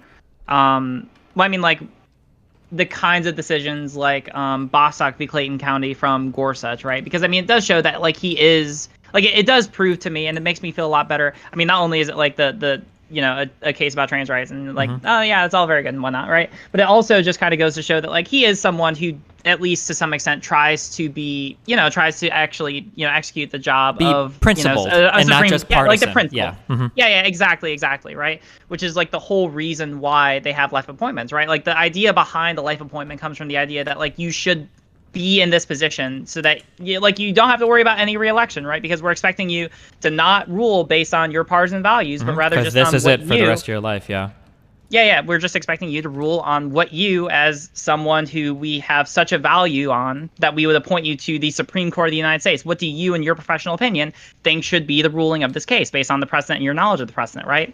And so it's nice to be able to see like that kind of a decision where, and I do agree, like I do really like the dissents. Like I read through the case, right? And I think that like the plain reading of the rule does lend itself to the decision that came out, and that the dissents seem to be mostly just like a parade of horribles, which isn't like the greatest argument legally speaking. It's just like, oh well, if you allow this one thing to pass, then like all these other things necessarily must happen as well. And it's like, okay, well, I mean, like if the fundamental decision is logically and legally consistent, then it must follow. Then like, okay, the other things should change, then they probably like if the other things can change, then they probably should, right? Like basically, a lot of the sense were like, oh well, if you allowed sex to be defined as including transgender, well then this would, you know, affect like all these other bills. And it's like, oh well, I mean that might not be the worst thing. But like what was I getting at? Yeah, so I mean like that made me feel a lot better. It's gonna be, I don't know, like it just given Amy Coney Barrett's history. I mean, it's a little concerning that she didn't know that the right to peaceably assemble and protest wasn't protected by the First Amendment. It didn't make me feel great seeing that she's a member of like a pro-life group at Vanderbilt when she taught there, or it was either Vanderbilt or Notre Dame. She taught at one of those institutions. It didn't make me feel great that she's a member. Well, I don't know. Like, there's not too much confirmed about like her religion. She's Catholic, and that's probably going to play some role in her decisions. Although she said that she'll try to maintain, like, she'll try to be impartial, right? Like, do I know how she's going to rule? No, but I mean, like, just predictably speaking, like, the decisions are probably going to skew left. Like, now we have a 6-3 supermajority court. Like, that's really the thing that makes me uncomfortable. For sure. Now, do I think that, like, packing the court is the right solution? I don't know. I probably think that the better solution is something more lines of limiting, like, putting term limits or, like, year limits on, no, I guess it would be term limit. On, like how long that, Like 18 years? Yeah, the 18 or 16 years, whatever would basically ensure that you get like one pick per presidential cycle. I think that's I think that is just fundamentally better than the current lottery system that we have right now. Yeah, exactly. Because then at least it would be the situation where, okay, you might have a conservative majority for right now, but we're not going to pack the courts. We're not going to increase it to some arbitrary number. And, we're going to get it to where, every president, like, we're not going to have just one president appoints three Supreme Court justices. Yeah. And then, like, we might have like 2-3 Democratic presidents after who don't get to appoint anyone, right? Like, that's ridiculous. So this is more democratic and probably more in line, I think, with how the power should be delegated anyway, right? It follows the will of the people. It gives the president like equal power over it. Yeah. Yeah. No, so I mean, like, now, do I know if that kind of change is going to be instituted anytime soon? It's hard to say. Depends on how. I don't know. I mean, like, I am scared about how the election is going to go over, especially because, like, I was looking on Twitter the other day and I saw Trump still tweeting, like, oh, the election should stop on November 3rd. It shouldn't be delayed for, like, multiple weeks after. And it's like, yeah, exactly make me feel the greatest. And I mean, like, if it goes to the Supreme Court, are we going to have Bush v. Gore 2.0 electric boogaloo? Like, what are we looking at here? Yeah, the hope is that, like, my genuine hope, and it's looking possible. Maybe, or likely. I should say it is likely. I'm so scared of like getting too optimistic about it. But it does look like right now it's going to be an unbelievable fucking landslide for the Democrats. And in that case, what I'm hoping, yeah. Yeah, it's going to be really hard for Trump to contest anything. But, yeah. Yeah. But I mean, like, that is what I'm hoping for, right? Like, just such an unbelievable win, like, on election night. And then, like, anything that trickles in afterwards is just going to, like, continue, like, go to affirm who originally won, who was Biden, right? Yeah. Like, that is what I want. I guess what I'm worried about, because I know that, like, according to, like, I think it's, like, most polling data shows that, like, the majority of Democrats are going to be, like, voting by mail-in, whereas the majority of Trump supporters are going to be voting in person. And so, like, the concern is, like, obviously they're going to, like, Trump supporters are going to go in, they're going to vote, and then, like, Biden supporters are going to vote, primarily by mail-in. I don't know about you. I voted by mail-in, so I know that I have no idea if my vote will be counted in time. And so it's this question of, like, if they get to, like, if we're in such a circumstance where on election night, like at midnight or whenever they're, like, done counting for the first night, if Trump has a lead and the Republican Party calls a win, and he calls a win, even because, I mean, like, they asked him during one of the presidential debates, like, hey, Trump, so I mean, like, on the election night, we might have some ballots trickle in after election night. Do you promise to not declare a win if you happen to get it on election night, even though there's going to be these other ballots come in? I don't think he gave an affirmative answer.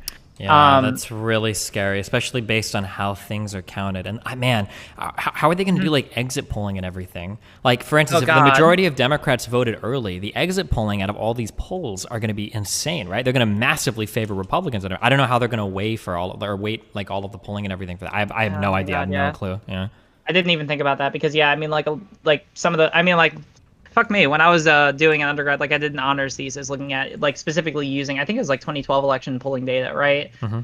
Like, that's going to be used for, like, years to come for, like, so many different things. And yeah, it's going to be skewed, like, massively Republican because I wasn't able to fill out any exit polling data, right? It's not like I was able to when I, send in the mail-in ballot. Now, will they send something to be online? Will they, like, email me, be like, hey, thanks for voting. Here's a hot questionnaire for you. I don't know. I really would like them to, but yeah, it is really scary because, like, not only is there, like, this concern about, like, how they treat the outcome on election night, but also, like, how it affects, like, data, which is really important, because, I mean, like, if we want to be able to, like, actually know what happened in this election and, like, the degree to which it happened, like, if we're able to explain it to, like, statistical degrees of significance, then yeah, the data becomes really important. I don't know.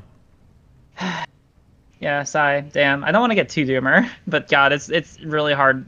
I don't know. Really I kind of like the doomers because, like, realistically, like, we're being pretty doomer, but realistically, it does look like it's going to be an unbelievable landslide for Biden. Like, and this, I don't know if you remember this, but, like, a year ago, the idea of the Democrats controlling the Senate, that was actually out of the question. It was usually like, can we win a few seats? Like, how, blah, blah, blah. But, like, the idea of the Democrats owning the Senate is, like, that's, like, a delusional. Like, no one is actually talking about that except for, like, crazy people. But now it's like dramatically favored that the Senate will be owned by the Democrats. And owning really? all three. Yeah. Oh, yeah. Holy shit. And now the idea that, like, the Democrats could be running all three parts of the government. The only thing that makes me nervous right now in terms of processes or in terms of how the government works is we're getting like fucking. This is gonna be whiplash, right? You understand, right? To go from a Republican House, Senate, and presidency. Well, no, not House. I'm sorry. We got the House in 2018. But to go from like what we have now to like a Democrat everything, like Jesus. Yeah, that's going to be whiplash in terms of like foreign policy, domestic policy. Like, I wonder how much is going to happen in the first 2 years of Biden's presidency, assuming that he wins. I mean, the hope is definitely that he's able to take a bit of initiative, right, and realize like, oh shit, this is the opportunity to be able to push through like meaningful legislation. Personally, I mean, like going off of what we said or what we were talking about the other day, I just want to see this fucking police reform bill passed, right? Like, it's literally sitting at the Senate. Like, they could talk about it anytime they want to, and I believe my understanding is that like I know that the last time that McConnell has talked about it, he was like, "Oh yeah, this is a terrible bill. We're not gonna be favorable towards it." Right? Like super vague, implying that like, "Oh yeah, it's definitely not gonna get through the Senate." Right? I mean, like God, if we could just like get a Senate in there to actually like get this bill through, like that alone is going to have such demonstrable harm. Maybe get some climate change through there. Maybe like there's so many different kinds of policy that they could actually get through that's just been stalled by the Senate, like categorically, right? Like anything touching these subjects hasn't been able to get through. Yeah. Maybe get some more, just get some more like COVID relief through. I mean, like it'd be. Damn, I can't believe McConnell like pieced after they got that ACB nomination. They just like walked away. Pelosi put like a $2 trillion bill in its desk. Like, yeah, we'll come back next month. Fuck it. Holy shit. Oh yeah, no, it's actually amazing how people, and I mean, like maybe that's one of the things that that's contributing to the numbers that you saw, right? Because I can imagine that like like I think that there's a very real idea that most Americans probably are not paying attention to like every single one of these political issues and voting based on them, right? Like most people will vote on their like based off their personal interests, their personal investments, like how politics affects their life. This affects a lot of fucking people's lives, Yeah. Like it's really hard to look like this kind of policy in the eye and like, oh, you've literally just fucking walked away from like this kind of a COVID relief plan just because you didn't like it. Well, something that's super frustrated me, and it's frustrated me myself because to be fair, admittedly, I've learned a lot too, is especially, and I'm not talking about average U.S. citizens either, I'm talking about online political commentators. It seems like nobody really knows how any of our political processes work, which is incredibly frustrating. So one of the frustrating things that I've seen is number one, and I will stand for her till the day that I die, okay? Nancy Pelosi is a goddamn fucking hustler. Holy shit, she does work, and she does not get any credit in the online politosphere for how much fucking work she puts in. And you can immediately tell how effective she is, because when you talk to like normal people, like nobody knows, blah, blah, but dude, when you talk to legislators on the Hill in Congress, fucking Republicans fucking hate Pelosi with a goddamn fucking fire. They hate her so much because she has been so effective in the House. The one of the frustrating things to me recently was with the ACB nomination, how many people are like, why didn't the Democrats stop it? Why aren't the Democrats doing everything they can? Why? And it's like, dude, they can't. Like, we've done the nuclear option. Part of it. There's no filibuster. McConnell can literally take a vote and whatever and fucking pass it. There's literally nothing you can do. Like, I don't know what people expect. And that type of shit is very fucking frustrating to me. Where it's like, why did the Democrats do anything? They always roll over. It's like, Doug, if they want it, you have to give them seats. Like, that's it. You have to fucking vote. Like, if they don't have a majority in the Senate right now, apparently, if you have the majority, you can do fucking anything. Like, I don't know what people are expecting. Well, I know it's because people just aren't familiar with the processes, but fuck, that is frustrating as fuck. Like it is. Like it is very frustrating, right? And I mean, like I say that, but I also understand that like for a lot of these processes, I don't know, maybe the majority bit is pretty easy for a lot of people to understand. But like broadly speaking, like a lot of the political processes, like I mean, like this is the main reason why I'm pursuing the education that I'm pursuing right now, right? Is because like a lot of this, especially like how our legal systems function, how the law functions, like it's interesting that we have like this principle in the law. It's called like the legality principle, right? It's the understanding that like we assume that everyone knows what the law is, at least to a degree where we are able to have the moral authority to be able to hold them accountable for breaking it, right? Like that's like the basis of the legality principle. But like fucking no one knows what the law is, right? Are you kidding me? Like no one knows what the law is, right? Like you know that you're not supposed to murder people and steal from people, but like as far as like knowing how our actual legal processes work, like most people are working 9-to-5 jobs, they go home, they pay their taxes maybe, and they maybe, hey there Trump. And they play some video games or they watch some NFL, right? And they talk to their wife or their husband or whatever, right? And that's their life, that like that's what they do. It's not like most people are like researching how the political process works or like paying attention to like look into anything beyond like the headlines that they see on the news, right? And And I'm not sure if I necessarily hold that against people, right? I don't, but that's to be fair. That's why I specifically pointed out content creators that didn't know that, because it's our job is to fucking just read a goddamn article, read past a fucking Twitter headline. I don't think there's any excuse if you do it full time online for you to not know some of these things. Yeah, but I do agree with like an average person. I wouldn't expect them to know almost anything because these processes are fucking weird and confusing. Even explaining like how the nuclear option works is really fucking confusing. Like, well, wait, they need 60 votes? Well, yeah, but you could need 51 votes to not need 60 votes. Like, well, why? It's like, well, I don't really know. It's really fucking weird, but like, it's really, really weird to explain even any of these things. So, yeah. Yeah. But I mean, like, I don't know. That's kind of why, I mean, like, that is like the ideal reason why I do enjoy doing this. Just because like, do I think, all right, like, I don't know, there's like different kinds of like advocacy, right? Do I think that, I mean, like, also there's like practically speaking, there's a difference between like my audience and your audience, right? Like, I'm not able to like influence as many people as you, right? Practically speaking. And I can't influence as many people as like Natalie or like larger political content creators, right? So I don't necessarily focus so much. I mean, like some of my content's focused on changing minds, but like at this point, I'm just trying to educate my audience, right? So that they actually know this shit, right? Because while I can't go and like, you know, appeal to like masses and masses of people, you know, what I am able to do is take what I learn and just like convey it to the people who follow me and maybe like, you know, make some more people knowledgeable, because I feel like that's still a demonstrable good. Like every person you're able to like educate about like how our processes work, how the political processes work. Because mind you, I think that the craziest thing to me, right?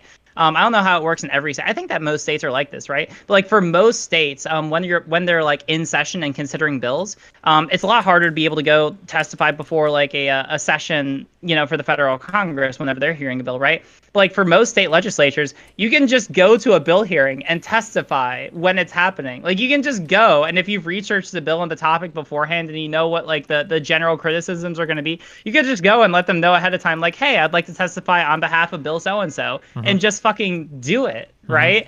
That's absolutely amazing to me, right? Or, you know, like being able to know simpler things, like being able to go to a town hall, or being able to go, like there's so many various like parts of the democratic process that people just don't know about or don't take advantage of. And it's really frustrating me because especially like as they affect local politics, like those are the things that will substantively affect people's lives. But most people just like don't take advantage of them because they're not aware of how to, you know? Something that, there's a book that I read recently called Politics is for Power. I really want to interview the author, but there are so many great examples of like just no name, not important people that like through a little bit of civic action, a little bit of local action, gain a surprising amount of political power, sometimes to the shock of other people in the area. It might be a few students that just kind of like meet, like the requirement for like setting up like a local Democrat party, I think, is you need to have like a treasurer and like somebody recording notes. But you need like 3 people to do it, and then you can get like official recognition from the party. You can get like voter rolls and registration. Like you can get all this stuff, and it's right there at a lot of people's fingertips. They just don't realize it. Something that I thought would be so fucking fun. I really, really want to do this. Is after this election, I want to find the most easily flippable like local district in the country, and I think it'd be really cool to like contact people from there and like as like a stream project, like get some people there organized to just go out door knocking and try to flip like a couple like very small like local seats or whatever. I think it would be a super fun project, and it's totally doable too. People like completely underestimate how much power and influence they can wield on a local level. Like depending on how local you're going, district by district, if you have like 20 people that live in an area, you have like a political voice in that area. And you can get you can get meetings with like mayors, and you can have influence over like city council policy, and like this stuff can like roll upwards and have like a real impact on your community. One of the biggest losses that we've had since the civil rights era, probably, because the civil rights era was like a huge expansion of federal government into like local, you know, states' rights and local rights, whatever, for the benefit, I think. But I think we started to lose our desire to care at all about local politics, and everything started to become more federally focused. And now like the only thing that people really follow or care about are like what's going on in the House and Senate. I don't give a fuck. I don't know anything about my state legislature. I don't know anything about my city councils. Like everybody just cares about the federal level stuff, and the local stuff that's really important, especially for stuff like police reform and shit, get completely and totally neglected. Yeah, no, I totally get that. I mean, it's really, I'm in this weird situation where this past summer I mentioned the other day that I was working for the Civil Rights Division, or I may have not mentioned the Civil Rights Division, but I was clerking for the organized crime and the Civil Rights Divisions in the Maryland Attorney General's office. And when I was over with the Civil Rights Division, they specifically had me do a lot of research related to police reform, right? And so that was really interesting because like kind of like the evolution of that, right? Because first I got like most of what I did, like the research I did, you know, I looked into like various groups as they had testified against bills which had gone before the Maryland Congress. As they related to police reform in previous years. I looked into like, okay, well, what previous bills had been considered on the subject, what were the pros and cons of them, and what were the criticisms that were made against them that were either accounted for later or not. And so like a lot of this process I really enjoyed engaging with because throughout the entirety of it, you learn about like all the different groups that are influencing politics in Maryland, right? You're able to see like the effects of all the different like local police unions, and I don't know, that's like a whole nother discussion. But it was a really interesting. And by the end of it, you know, like this past week or so, I was able to present like a fully complete, like I could put this before the Maryland Senate use of force bill, right? And it's actually really like the only thing that you need in order to be able to present a bill to a well, I don't know. I say that this is the only thing. Like, if you're able to get a delegate to be able to sponsor a bill that you give them, then they'll put it before whatever the governing body that they belong to, right? So I always think about the idea of, okay, so what if you had like a lot of people who either got together and wrote a bill, or a bunch of people who took a bill and in mass sent it to this one delegate, right, or this one representative, right, and got that to be considered on the floor. Or comparatively, if you took a position like like what you described, where you have like a bunch of people get together and demand like a meeting with a delegate or someone and be like, hey, we really want this issue to be considered. Here's a bill. We really want you to be able to pass it. Even here's like a strategy memo. We've done some research into prior criticisms against the bill. Like, that seems like it could be like such an easy way to be able to get like a lot of meaningful reform passed. And the reason why I say that is because like when I presented the bill in my class, we actually had the head of the Maryland Judiciary Committee in that class that day. Yeah. And after I presented it, he was like, "Holy shit! You actually like we literally were just considering this thing." And now we're emailing back and forth, and we're talking about police reform. So just like small things like that, where it's like I feel like. Oh, and the important thing, right? I'll tie this back in for people who are watching you, right? All the resources to be able to do this research is super easy to access, right? Like, I guess that the hardest thing is figuring out how to be able to write bills. It varies state by state, and it varies, and then most states are different from like the federal legislature. But like once you figure out how to write, I mean, it's kind of like writing in code or writing another language. Like once you figure it out, like I was able to figure it out in the course of like a couple weeks. It becomes super easy. You can churn out bills like they're nothing, and like if you're able to well research them, then you'll probably be able to present bills that are better than like what's normally presented anyway. Yeah. You know, because a lot of legislators don't have the time to be able to do as much research as people who are just acting on their own independence. Yeah, this is what I mean when I said I got like super fucking like red pilled on electoral processes, that a lot of it is so much more accessible and easy to do than a lot of people think. That like compared to like the like if you're one of these people doing like these ultra long complicated like research and write-ups and shit on Reddit, like you're putting in more work than what would be required to like be part of these assemblies or to put together groups of people to have like, some real influence over it. Yeah, no, it's actually interesting because I mean like the amount of work that I put in for the stuff that I do online, and mind you, this is like my side job, right? Like I'm a full-time student, and then I coach mock trial on the side, and then I do everything online as the side job in addition to all of that, right? I put more time I probably put more time into this than I put in this past summer working for the AG's office, right? Now, mind you, maybe that's because I put in a lot of time into this. I don't know. But like the fact that like this is not in like the things that we're talking about are not inaccessible to people, right? Yeah. I mean, like I guess that like the main things that you're gonna need are like basic literacy skills and like access to the internet. And that's gonna gatekeep like a decent amount of people. But like to the extent that like there are people who are watching you through Twitch, like most of them are going to have the skills and tools necessary to be able to do most of what we're talking about. You know? Yeah. All right. I have to end my stream kind of soonish, so. All right. Well, the conversation. Nah, I probably need to get off and actually. I don't know. I need to do research for stuff. I don't know. I got my own stuff I gotta get doing. Do you have any plans for Halloween or? Yeah, I'm going to a Trump rally in like an hour and a half, so. Oh fuck! All right. Maybe the last one ever, so should be exciting. You have fun with that. Yeah. Are you gonna be streaming that or? Yeah, that's the plan. Yeah, is to go do that, and hopefully I don't die or anything. So yeah. All right. Well, I'll tune in. All right. Yeah, it was fun. Yeah, I enjoyed talking. Thanks for inviting me. Yeah, no problem. Have a good one. Peace out. You too. Bye.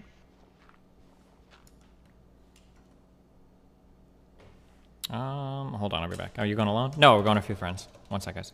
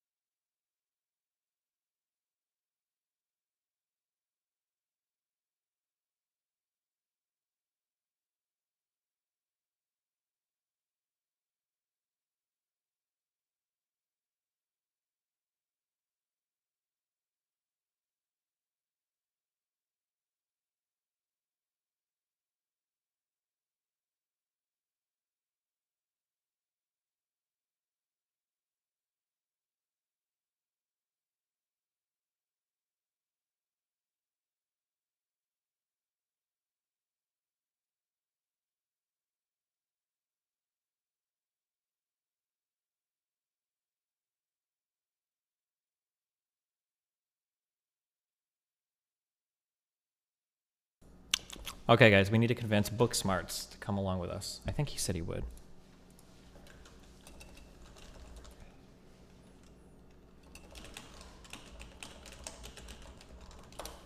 Oh wait, I had. Oh my god, I didn't pause donations. I muted them. Fuck.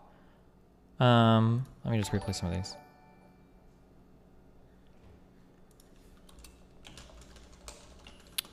Do you feel like debating Republicans help make your feelings more founded, or do you find yourself agreeing with some of their principles at all? I think that arguing with people in general helps me discover my positions more. Not discover them, but like tests them a bit more. If somebody brings up an argument you haven't considered, that's always good. Now the Proud Boys are going to watch people use the bathroom to see their gender to make sure people use the right bathroom. Good one. Sorry, buddy, it was just a prank from Jubbly. Oh, nice. Okay.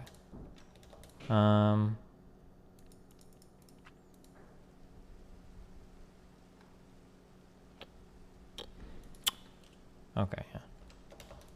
Where are you living now? I'm down in Huntington Beach.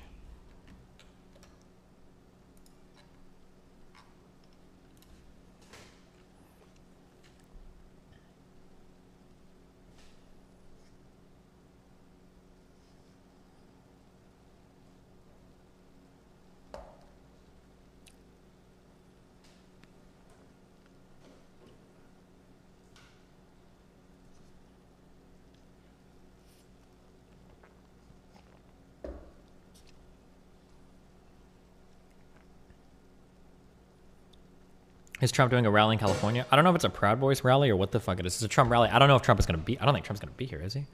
Andrew Clevin on PragerU. I am an anti-feminist. Oh, this guy. Feminism is a mean-spirited, small-minded, and oppressive philosophy that can... Are you going to stay for TF part of the rally? I don't know what the fuck that means. Think you're going to the last ever Trump rally? Possibly. Can I have a wind? Can I make a water wheel work underneath falling water like this? Is it possible or no? Does anybody actually know the answer to this? No? Yes? Maybe? You guys suck. Aren't you afraid of getting COVID? I mean, I've thought about it. I'm pretty sure that as long as you're outside, chances, and if you're outside and you wear a mask, the chances of actually getting infected should be very low. Wait, why the fuck does this not work? Oh, it's because it's in the water, I think. This needs to be a little bit higher. Are you going to interview people? Yeah, I guess we can try, yeah. Fuck off. Okay. Boom. This, okay. This is definitely out of the water. So I don't understand how it's not working. Unless these blocks are actually blocking it. Block the water before you... Can you please debate/converse with Noam Chomsky to elevate your platform, please? With Mr. Bond passing away, we don't have infinite time on these critical speakers. Bonus meme, stinky. Oh, it does work. It is working. Oh my god. Okay.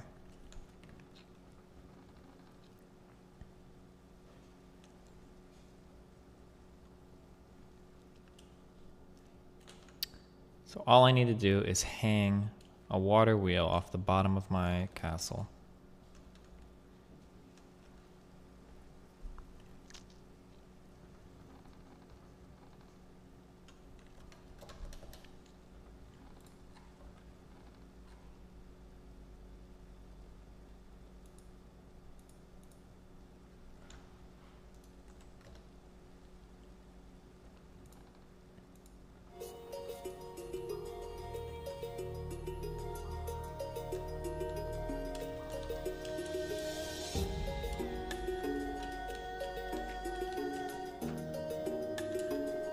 Oh, I need to give Peach back her water wheel, actually.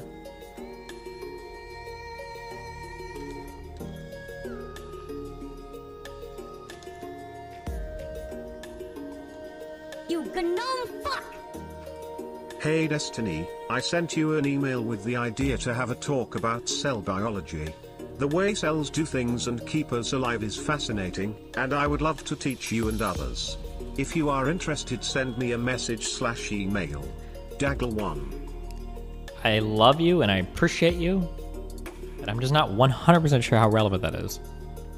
Have you found out how to make gyros from the saw yet? Wait, what?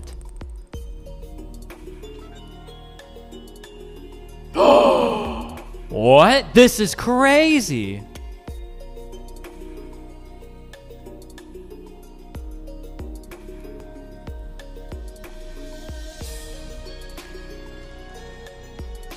How do you make this? Oak wood corner.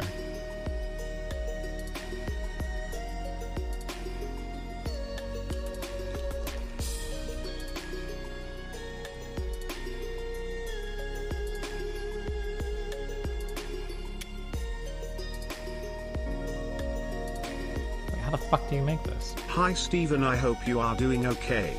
Love you. Okay, we have planks.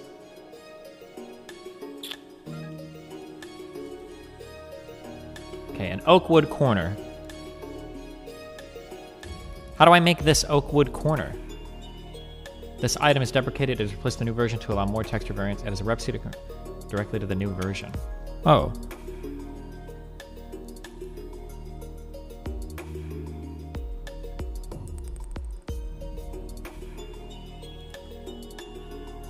An oak wood planks molding.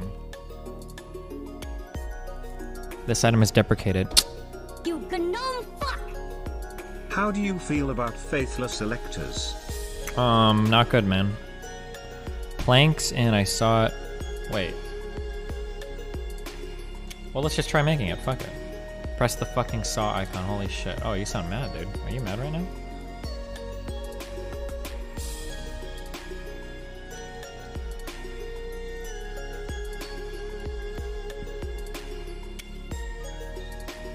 Dude, you're not invited.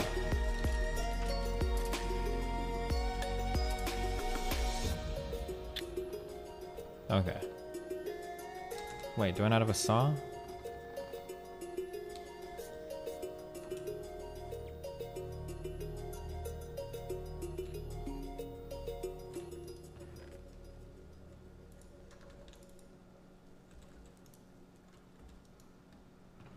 Where did my saw go?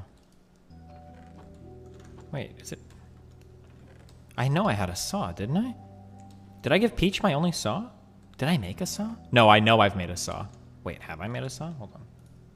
No, oh yes, I know I've made a saw.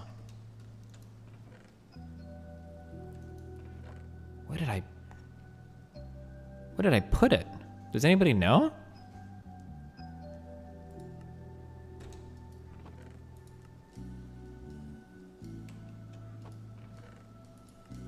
I must have dropped it to Peach. Oh, time to go get it back.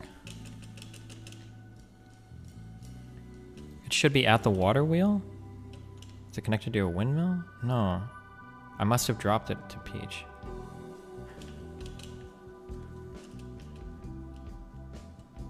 In the corner of your platform.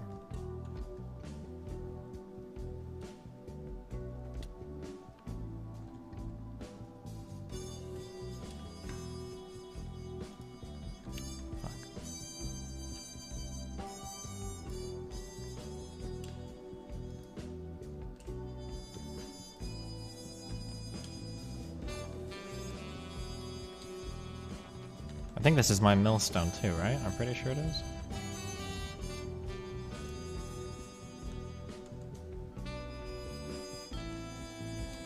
That's my millstone? Wait, is it her millstone? I thought I hooked this up. Wait, what?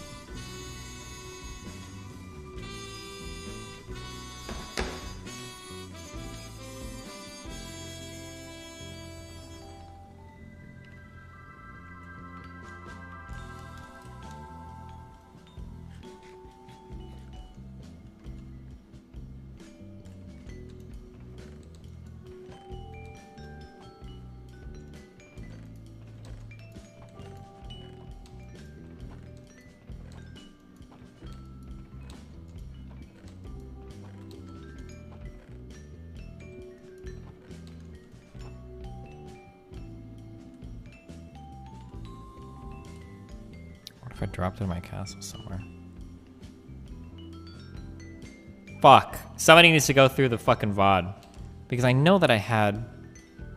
I know that I made a saw, because I remember going through all the dumb processes to do it. You are fucking blind. Wait, what am I missing, Tywin?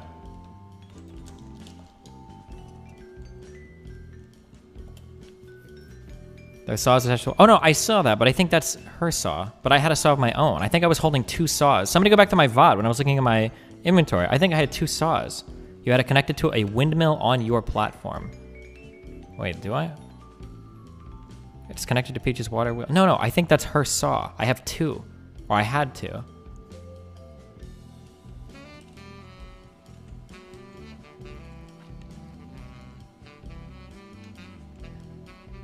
I don't see a saw connected here right now. Am I blind?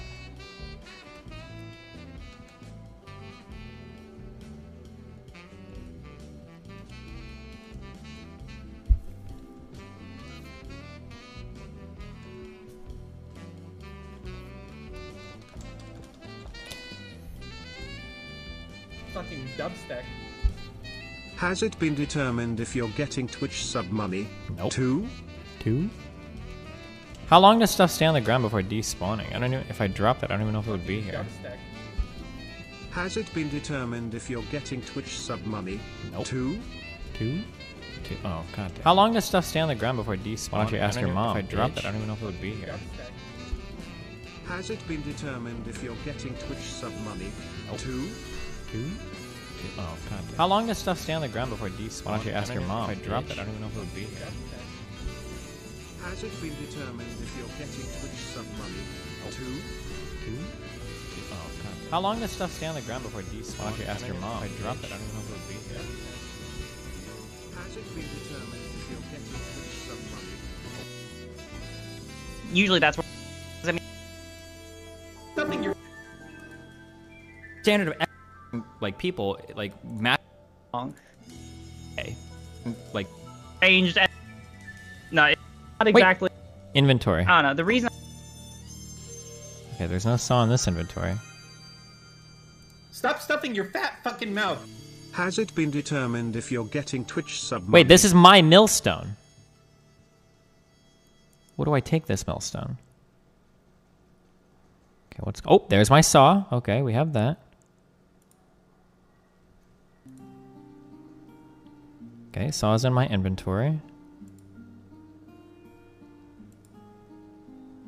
Saw is still in our inventory here at hour 17.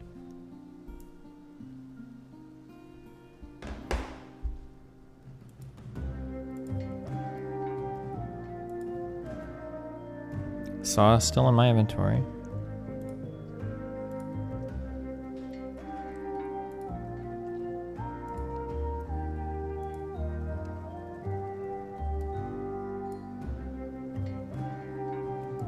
Okay, we have the millstone. Where did our saw go? Oh, I said it. Wait, was that my saw? Has it been determined if you're getting Twitch sub money? 2? 2? Am I not invited to the re-election royale? What the fuck is a re-election royale? If Austin is having any election-related stuff, he's always going to favor Hassan over me. So if that's a thing, then I don't even know if that's a thing, but if it is, yeah, of course he's inviting Austin. Or he's inviting Hassan over me. Has it been determined if you're getting Twitch sub money? 2?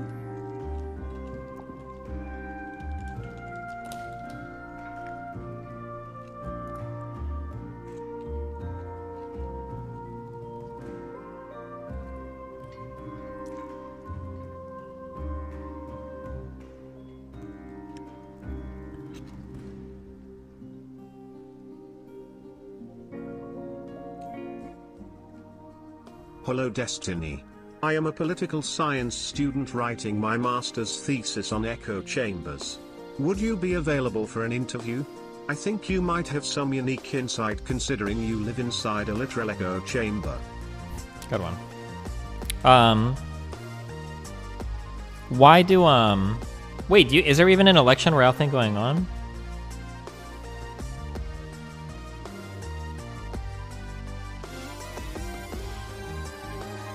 Because I don't even know if that's a thing.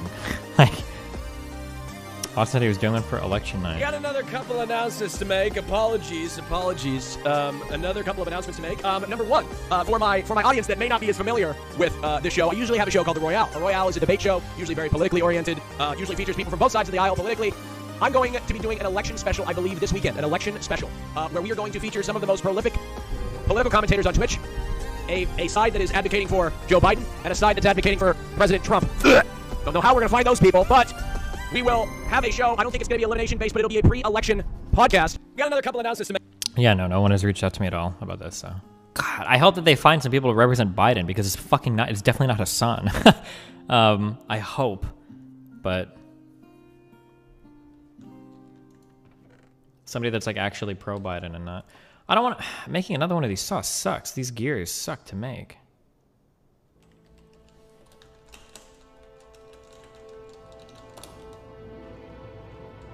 Austin said Hassan will be on there? Oh, yeah. Fuck. Well, that sucks. Hassan's not even Has it been pro-Biden. If you're getting Twitch sub money, too? The thing that's going to hurt the most about that show is, especially since Hassan is the largest content creator there, and on Twitch there's politics, the thing that sucks the most is going to be him basically saying over and over again, yeah, there's not that much of a difference, but Biden's a little bit better. That's going to be the shitty thing. He's just going to be saying that over and over and over again, and now everybody listening is going to believe that's true.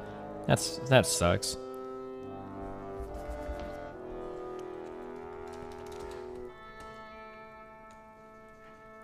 I think you put it at a base down the river.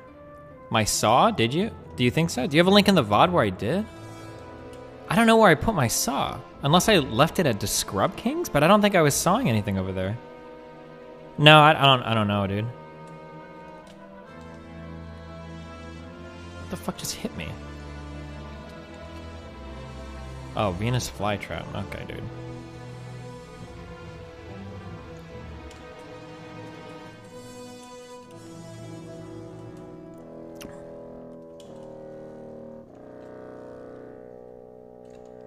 Okay, well, let's see if I can make... I know that millstone is mine, though. Peach, I'm taking that millstone back. That is 100% mine. I know the millstone is mine. I don't know about the saw, but I do know the millstone is mine. Unless I dumped it in a chest up here somewhere. Okay.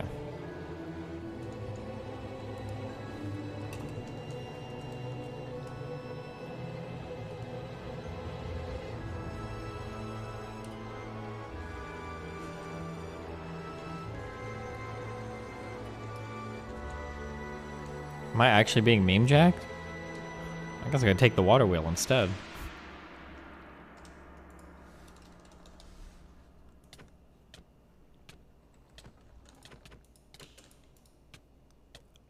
I'm 99% sure that the... Just take the saw.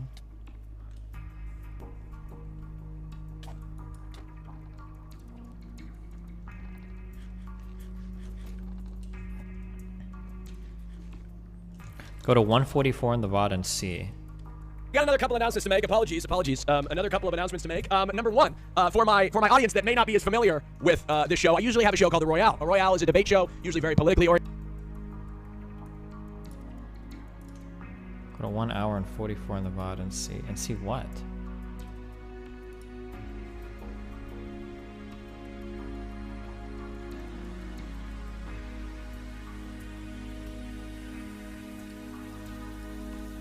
This is my millstone. I know this is my millstone.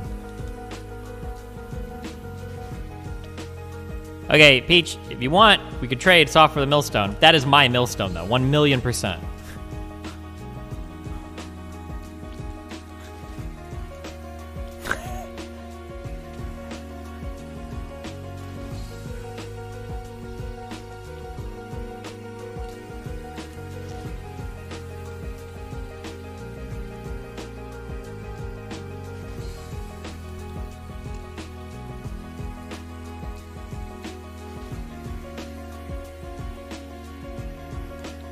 I feel like this is my saw too, but you need to put one axle on this before you put the water wheel. But I'll make another saw, I guess.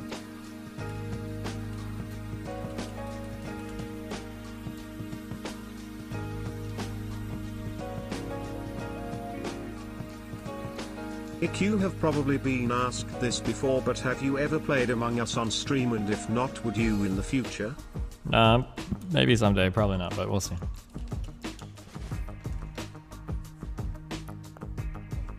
Why not talk to Austin about it? Seems kind of shitty to have a not really pro Biden guy there. Well, because he's looking to maximize viewership for the event, right? And having Hassan on is going to be... Oh, shit. Having Hassan on is going to be the most viewers that he can get.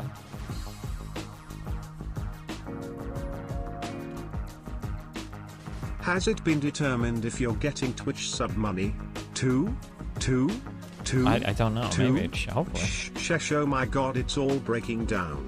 The loop is closing. The L_ has finally breached. There is no more time, chat. Run. Run. Run, run. Run. L_?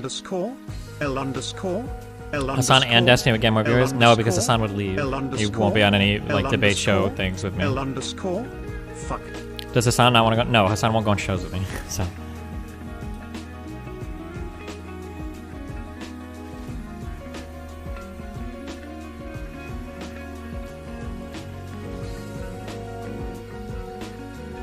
Austin is also blowing Hassan, it's very obvious.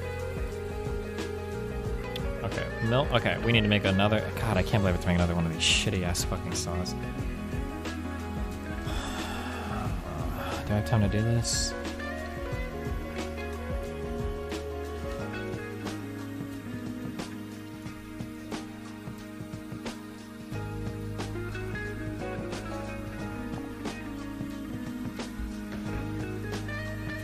Okay, flint saw blade. So we need 4 wooden gears.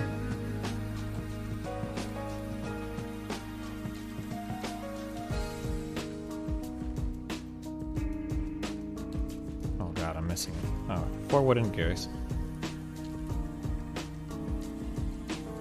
We need lots of tin plates. We're gonna need lots of plates, period. Steven, please, the L_ is following me. Bell. Bell. Bell. Bell.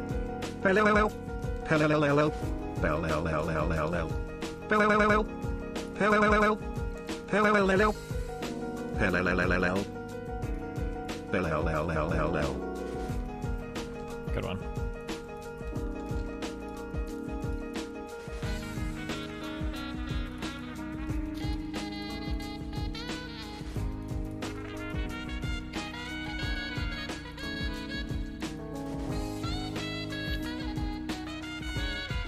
At 1:30 in the VOD, you place a saw down at your windmill in your base, but never pick it back up. I believe there was a heist. At 1:30, at 1 hour 30 minutes in the VOD, you place a saw windmill down at your base. Wait, what? To the dumb fucks in chat, you are a dumb fucker.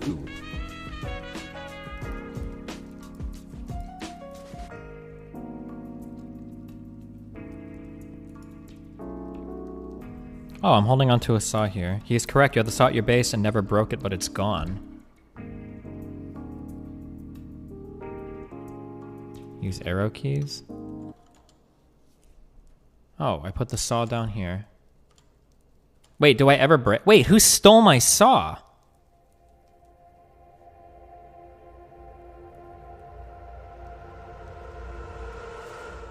And you placed the millstone at Peach's place. I know the millstone was mine. I know this millstone was mine. That's why I took it back. I know that. Do I really never break the saw?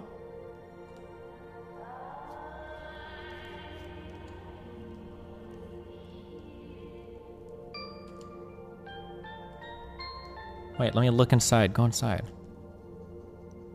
If the wind is too high, it can break your saw. I went through the VOD and you left there for like 30 minutes and it was gone after. Pretty sure it was stolen. No, windmills can't... Oh no, wait, could they? Yeah, I think it only breaks the gearbox.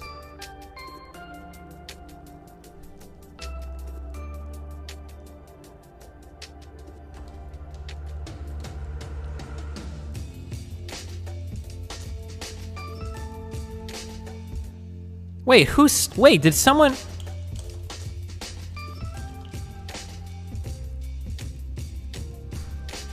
Did somebody actually steal my fucking saw? There's like 4 people in the server.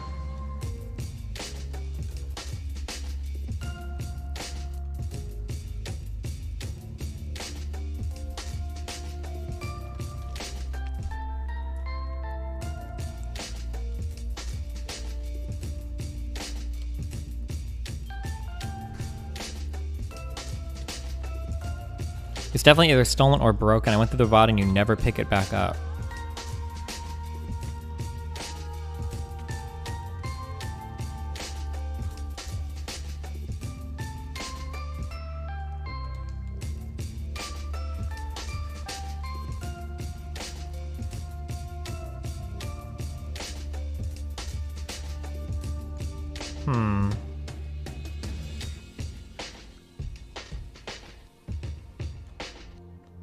Search for the draw on J and the saw on JEI and press Y over the picture. I don't know. I like over here. I watched the Jesse Lee Peterson town hall. How did you stop yourself from laughing at that dude's complete lack of understanding of stats, especially when that caller made him define per capita? You pick it up at 1 hour 32 when you fight the Equal skeleton. Trade broken heart for a saw. Anna.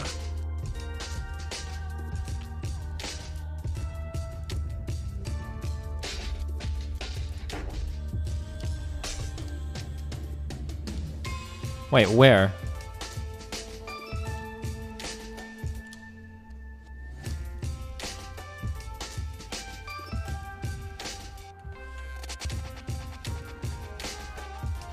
Juice-K. Where? Wait, was I holding the saw there?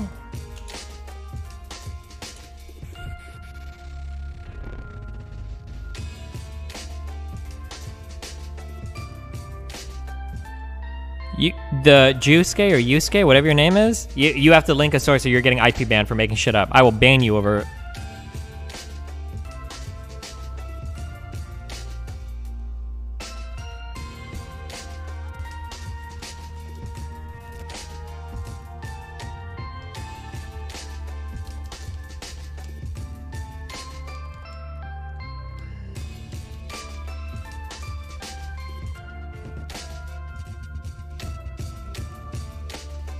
Wasn't 132, but when the skeleton with the trumpet appeared. Well, what time was it? What do you mean? Clearly you were looking at it. Just look at what timestamp you're looking at. Trigger.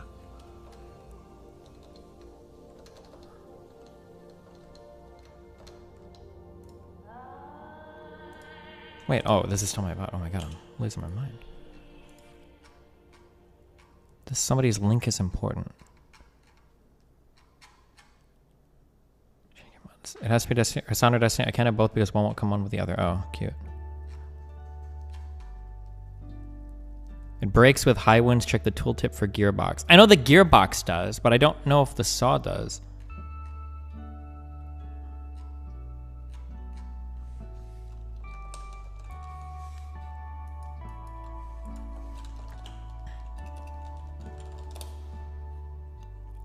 Do you guys suck? Who is Lucky Campers in chat? Forthos, you're fucking...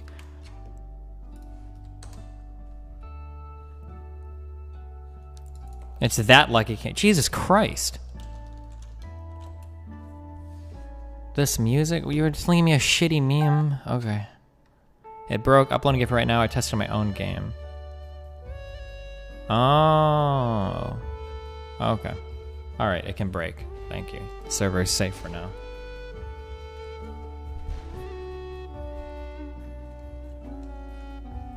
The Austin comment was from 5 months ago? Wait, who linked it then? Shanky Mount? You guys are all dumb as fuck, okay?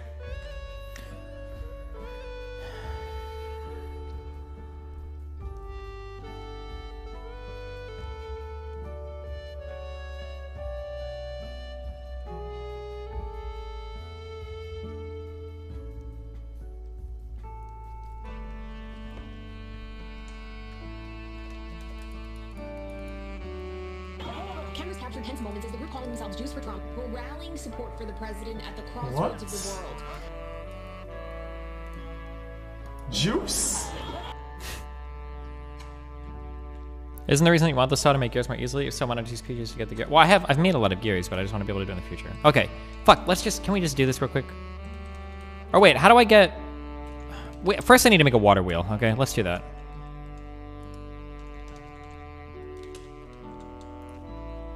Okay, to make a water wheel,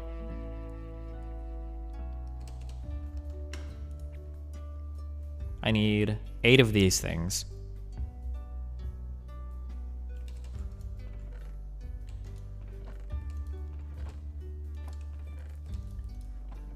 Where's my coagulated blood? I know I had... We have 6, 7, 8. To make coagulated blood, it's rotten flesh?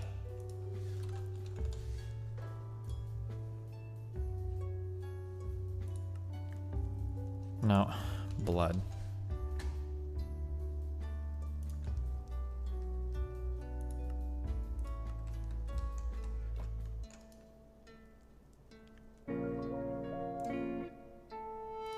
Pep hands. Yeah, your mom is a pep hands.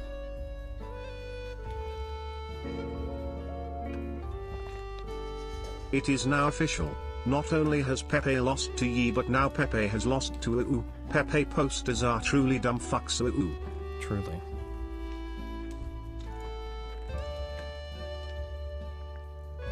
I have to leave in like 20 minutes, so I don't know if we have time for this project.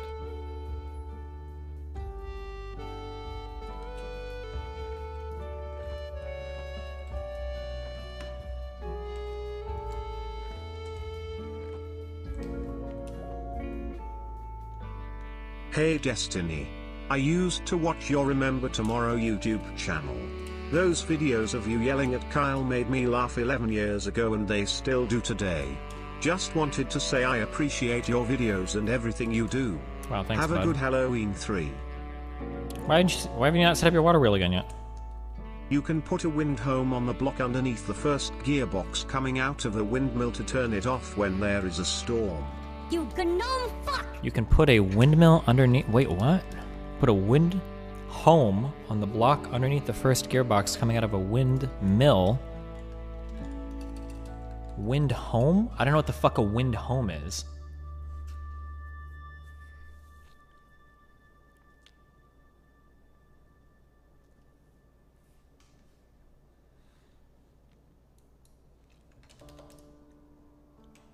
He means wind chime? Emits a redstone signal when raining. But what about when it's windy? Oh, wait. I don't think I have redstone, though. That's the problem. Oh, but I can just put it next to the... See, this says raining or storming.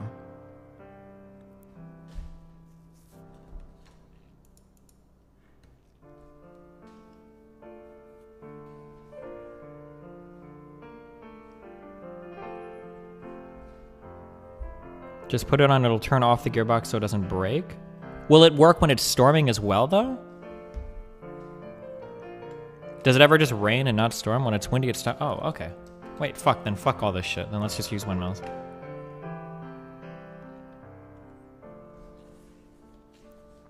In my opinion, use a water wheel storm... Oh, wait, I can just use a chime. I didn't know that it emits a redstone signal.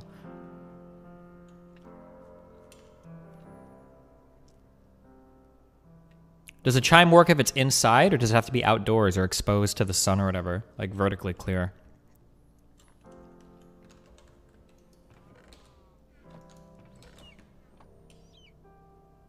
Only problem is your saw will be fucked when it's storming / raining. Well, I just need to put a roof over it, right? Are you streaming the rally? No, I'm just gonna go there and quietly celebrate on my own.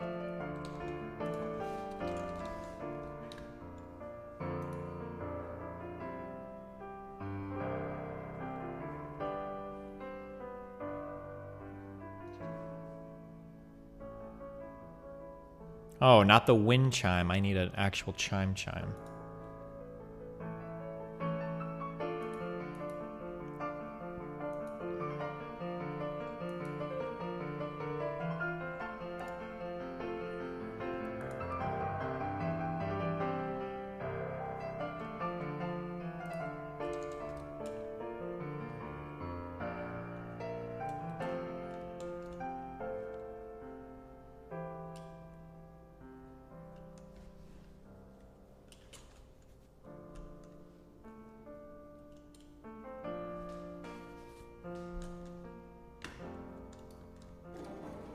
What?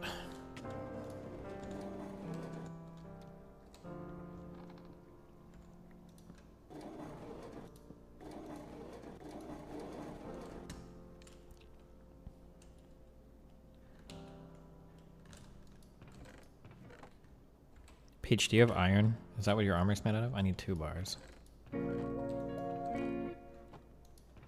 Mr. Mouton is colorblind. Why the fuck don't you ever help him? What do you mean? I help him all the time. I tell him colors all the time.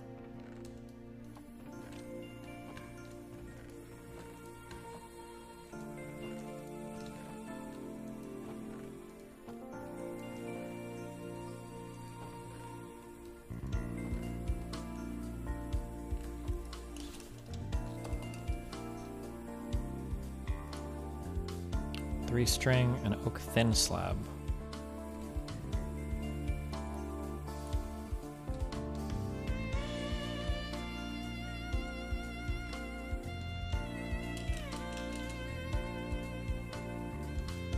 Because I'm putting 100%. I can't cancel my subscription to you Destiny because I bought a new phone with a new account and into lazy. Enjoy my money Mr. .de beta. Maybe in McDonald's meal maybe. Why do people put fucking vocal tracks on these? How does she have no string? Shit. Oh.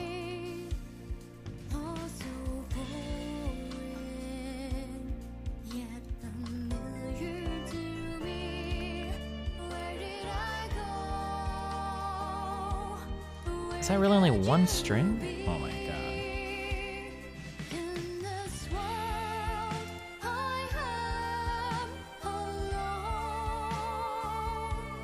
No.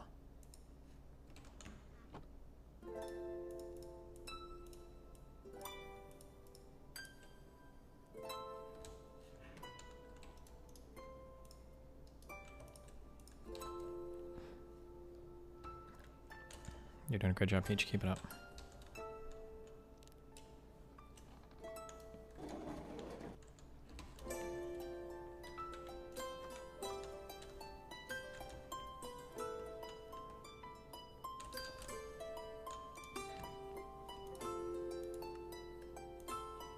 Boom. Okay.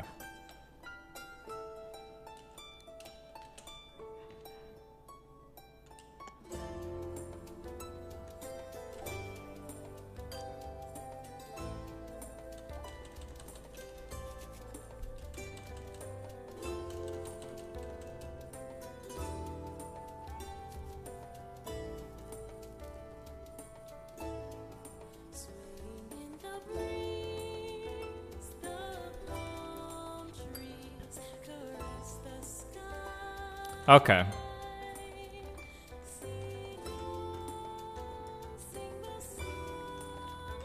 I'm going to put a gearbox right here.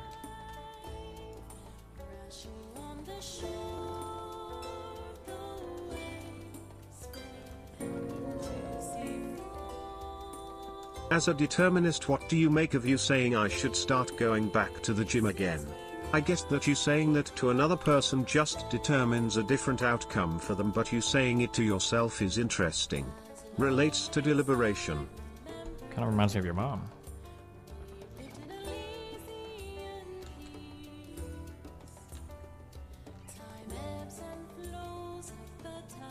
God damn it.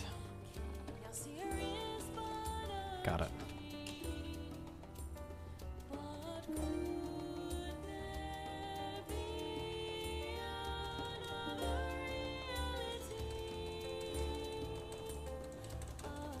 The Chrono Trigger soundtrack guy, Yakushi, I don't know what the fuck that guy's name is. It's a weird name. What has he worked on any other soundtracks? Okay, do you think I can break this block, or do you think that'll break the windmill? Fuck, or break the wind chime. It does break the wind chime.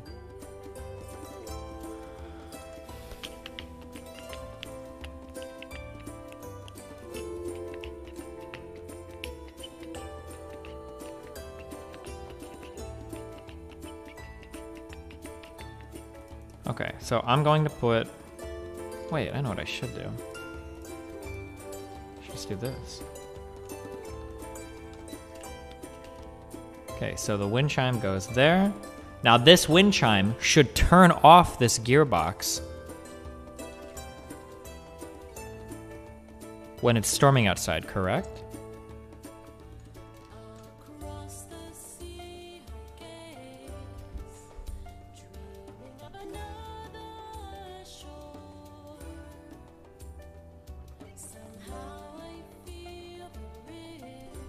Cool.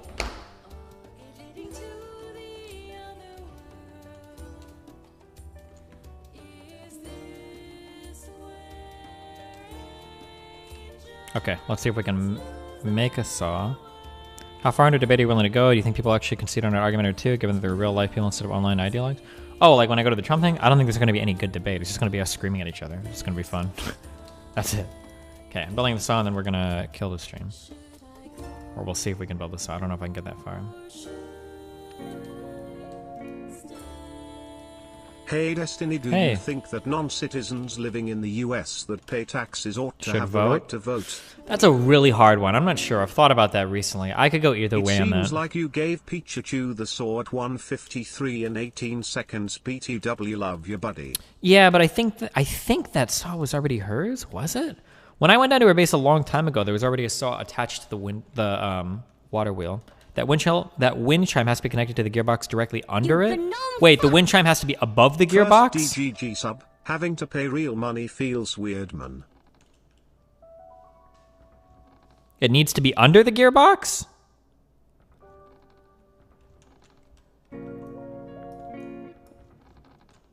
Oh no, Destiny is leaving soon. Time for a funny.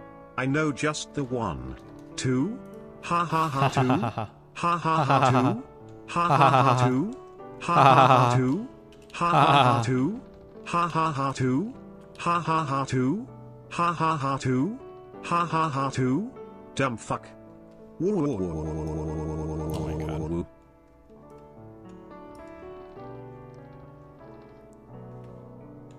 Okay. Breaking this. Wind chime goes under the gearbox. Okay. I just want Muton to notice me, but he seems ignorant to my approaches. You seem to have a good relationship with him. What do you think I can do for him to finally see me? Good luck.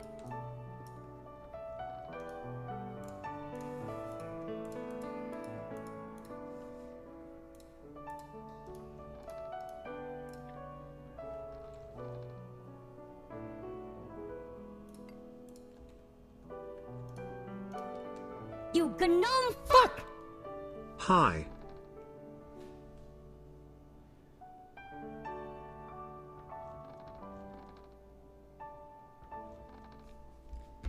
Botas was what? You guys are cringe. 2/8. Is that Yeah. even a real fraction? Yeah, we need 2/8. I'm so No, bad at geography. no, we don't. We need 4/8. No, we don't. Wait. Put the wind chime under a block, under the gearbox. It sends a redstone signal into the above block, which activates the gearbox. Wait, well, Jesus Christ, are you guys serious? Which one is it? He's wrong, you're fine, don't listen, he's wrong. You don't need to do that. Directly below the gearbox works, okay. Could I do it into a block beneath the gearbox? Because that would look better, but... 2/8. 2/8. Is Yeah. that even a real fraction? Yeah, we need 2/8. I'm so No, bad at geography. no, we don't. We need 4/8. No, we don't. 2/8. It's 2/8. No, serious. Is it 2/8 or is it 4/8? It's 1/2. One half? 1/2. 1/2? 1/2. It's either one half. It's either 1/2 or 4/8. Okay, so So it's 1 cup of water times 2. okay. So is it one? And then 4 cups of water. Wait, 2 full cups? Okay, hold on. This is too hard. Okay, let me explain. If Billy has 1 cup of water, Yeah. and Jimmy has 1 cup of water, Yeah. and then they both have 4 cups between the two of them, Yeah. how many cups of water do they have to split into? Okay. No. Wait. No. So there's 2/8. Is that Yeah. even a real fraction? I'm not even sure what's happening right now. Okay. Okay, I'm not gonna have time to make this fucking saw before I have to leave.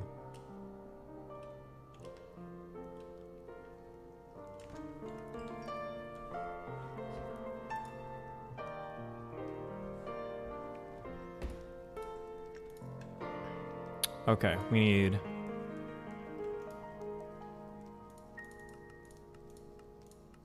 Oh my god. Okay, saw. I need a stone gear, which means I need the wooden gear surrounded by stone. the wooden gear surrounded by chiseled stone. Okay. Do these other things all need stone gears as well?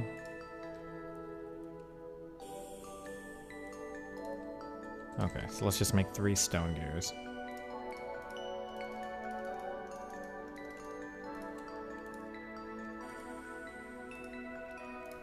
Then we need a tin gear.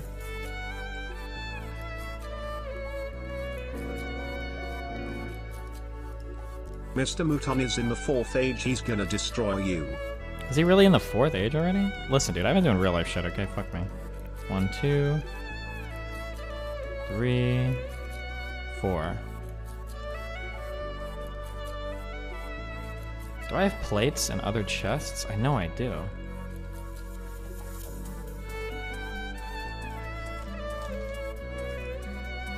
Oh yeah, we have some copper plate. I know I have plates because I made a fucking saw before. Oh yeah, but we figured out where it went. Okay.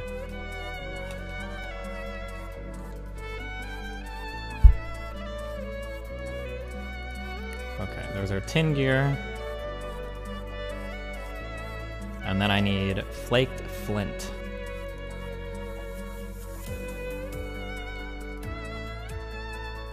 One, two, three, 4.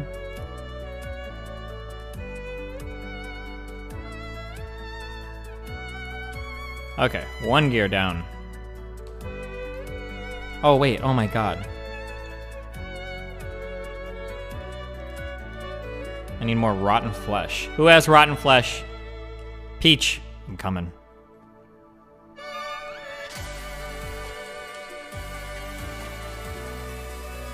Can you please turn down the music? It's way louder than normal. Wait, is the I'm looking at my volume right now, and the music looks like it's quite a bit quieter than my voice. Is it actually, like, competing with my voice right now?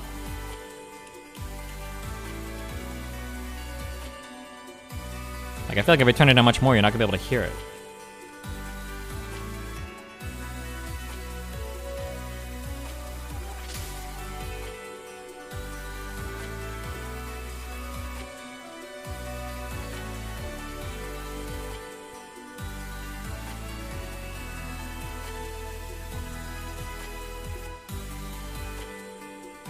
It's competing with your voice? I don't believe you guys. I think you guys are just fucking deaf. Deaf. Wait, that's not what I'm looking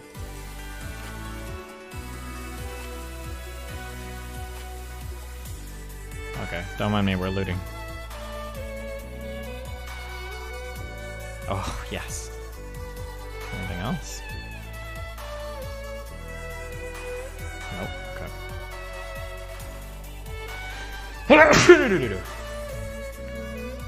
Please, I need it to fill. I need it for blood? Oh shit, she needs the blood too. Wait, who just broke that? Oh my god, wait, what? That. I don't know what's happening.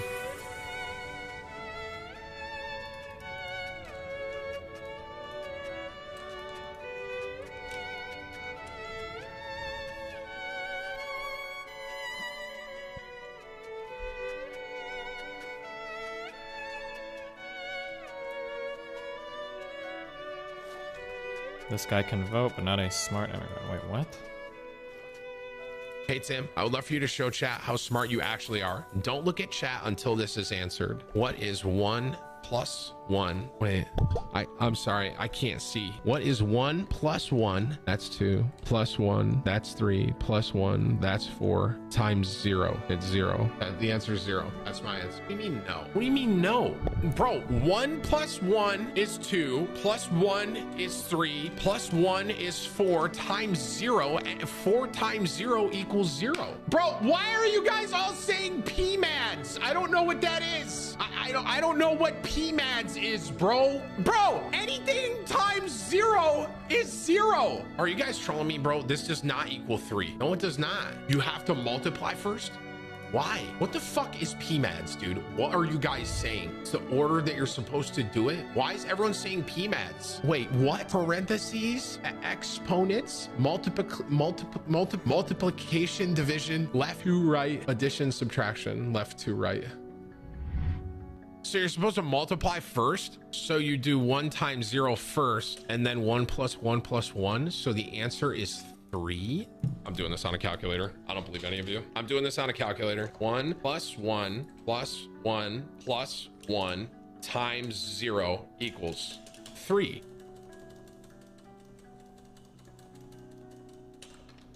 This is why the real mathematical big brains don't ever use multiplication symbols, just parentheses always.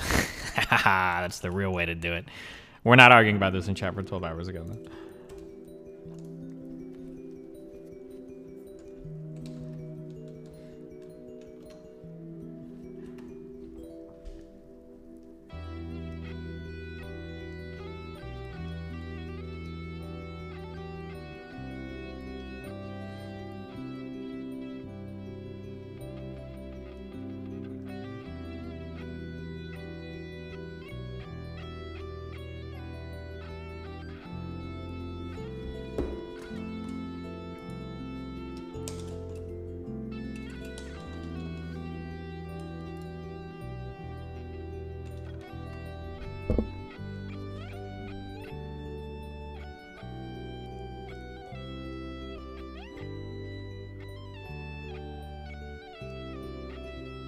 Please don't be cancer traffic.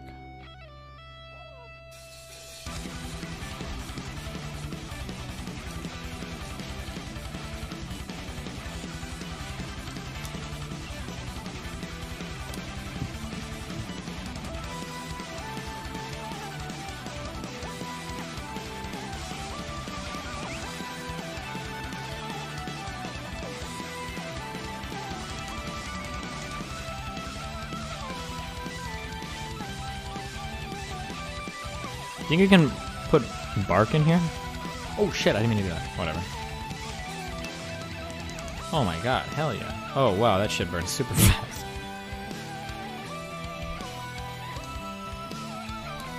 Alright. Oh, Melanie. Oh, I should host Melanie. I like never get the chance to host her because I usually don't end stream on time.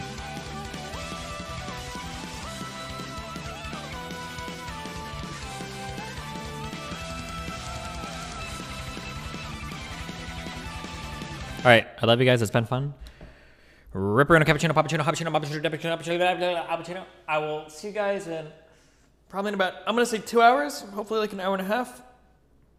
It's gonna be me. I'm Really Important will be there. Bose will be there, and Book Smarts will be there. There might be others, I'm not sure, but it should be fun.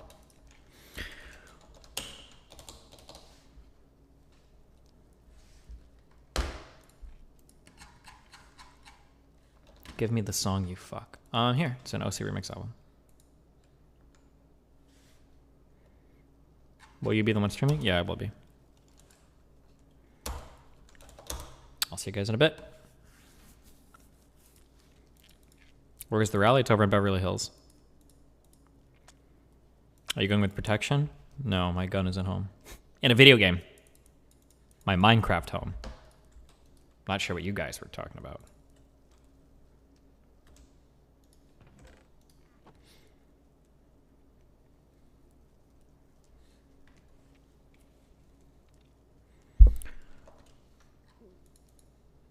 Steven, don't forget to check your mag after you adjust your sensitivity. Alright, I'll see you guys later. Peace out. You gnome fuck! Any viewers in chat,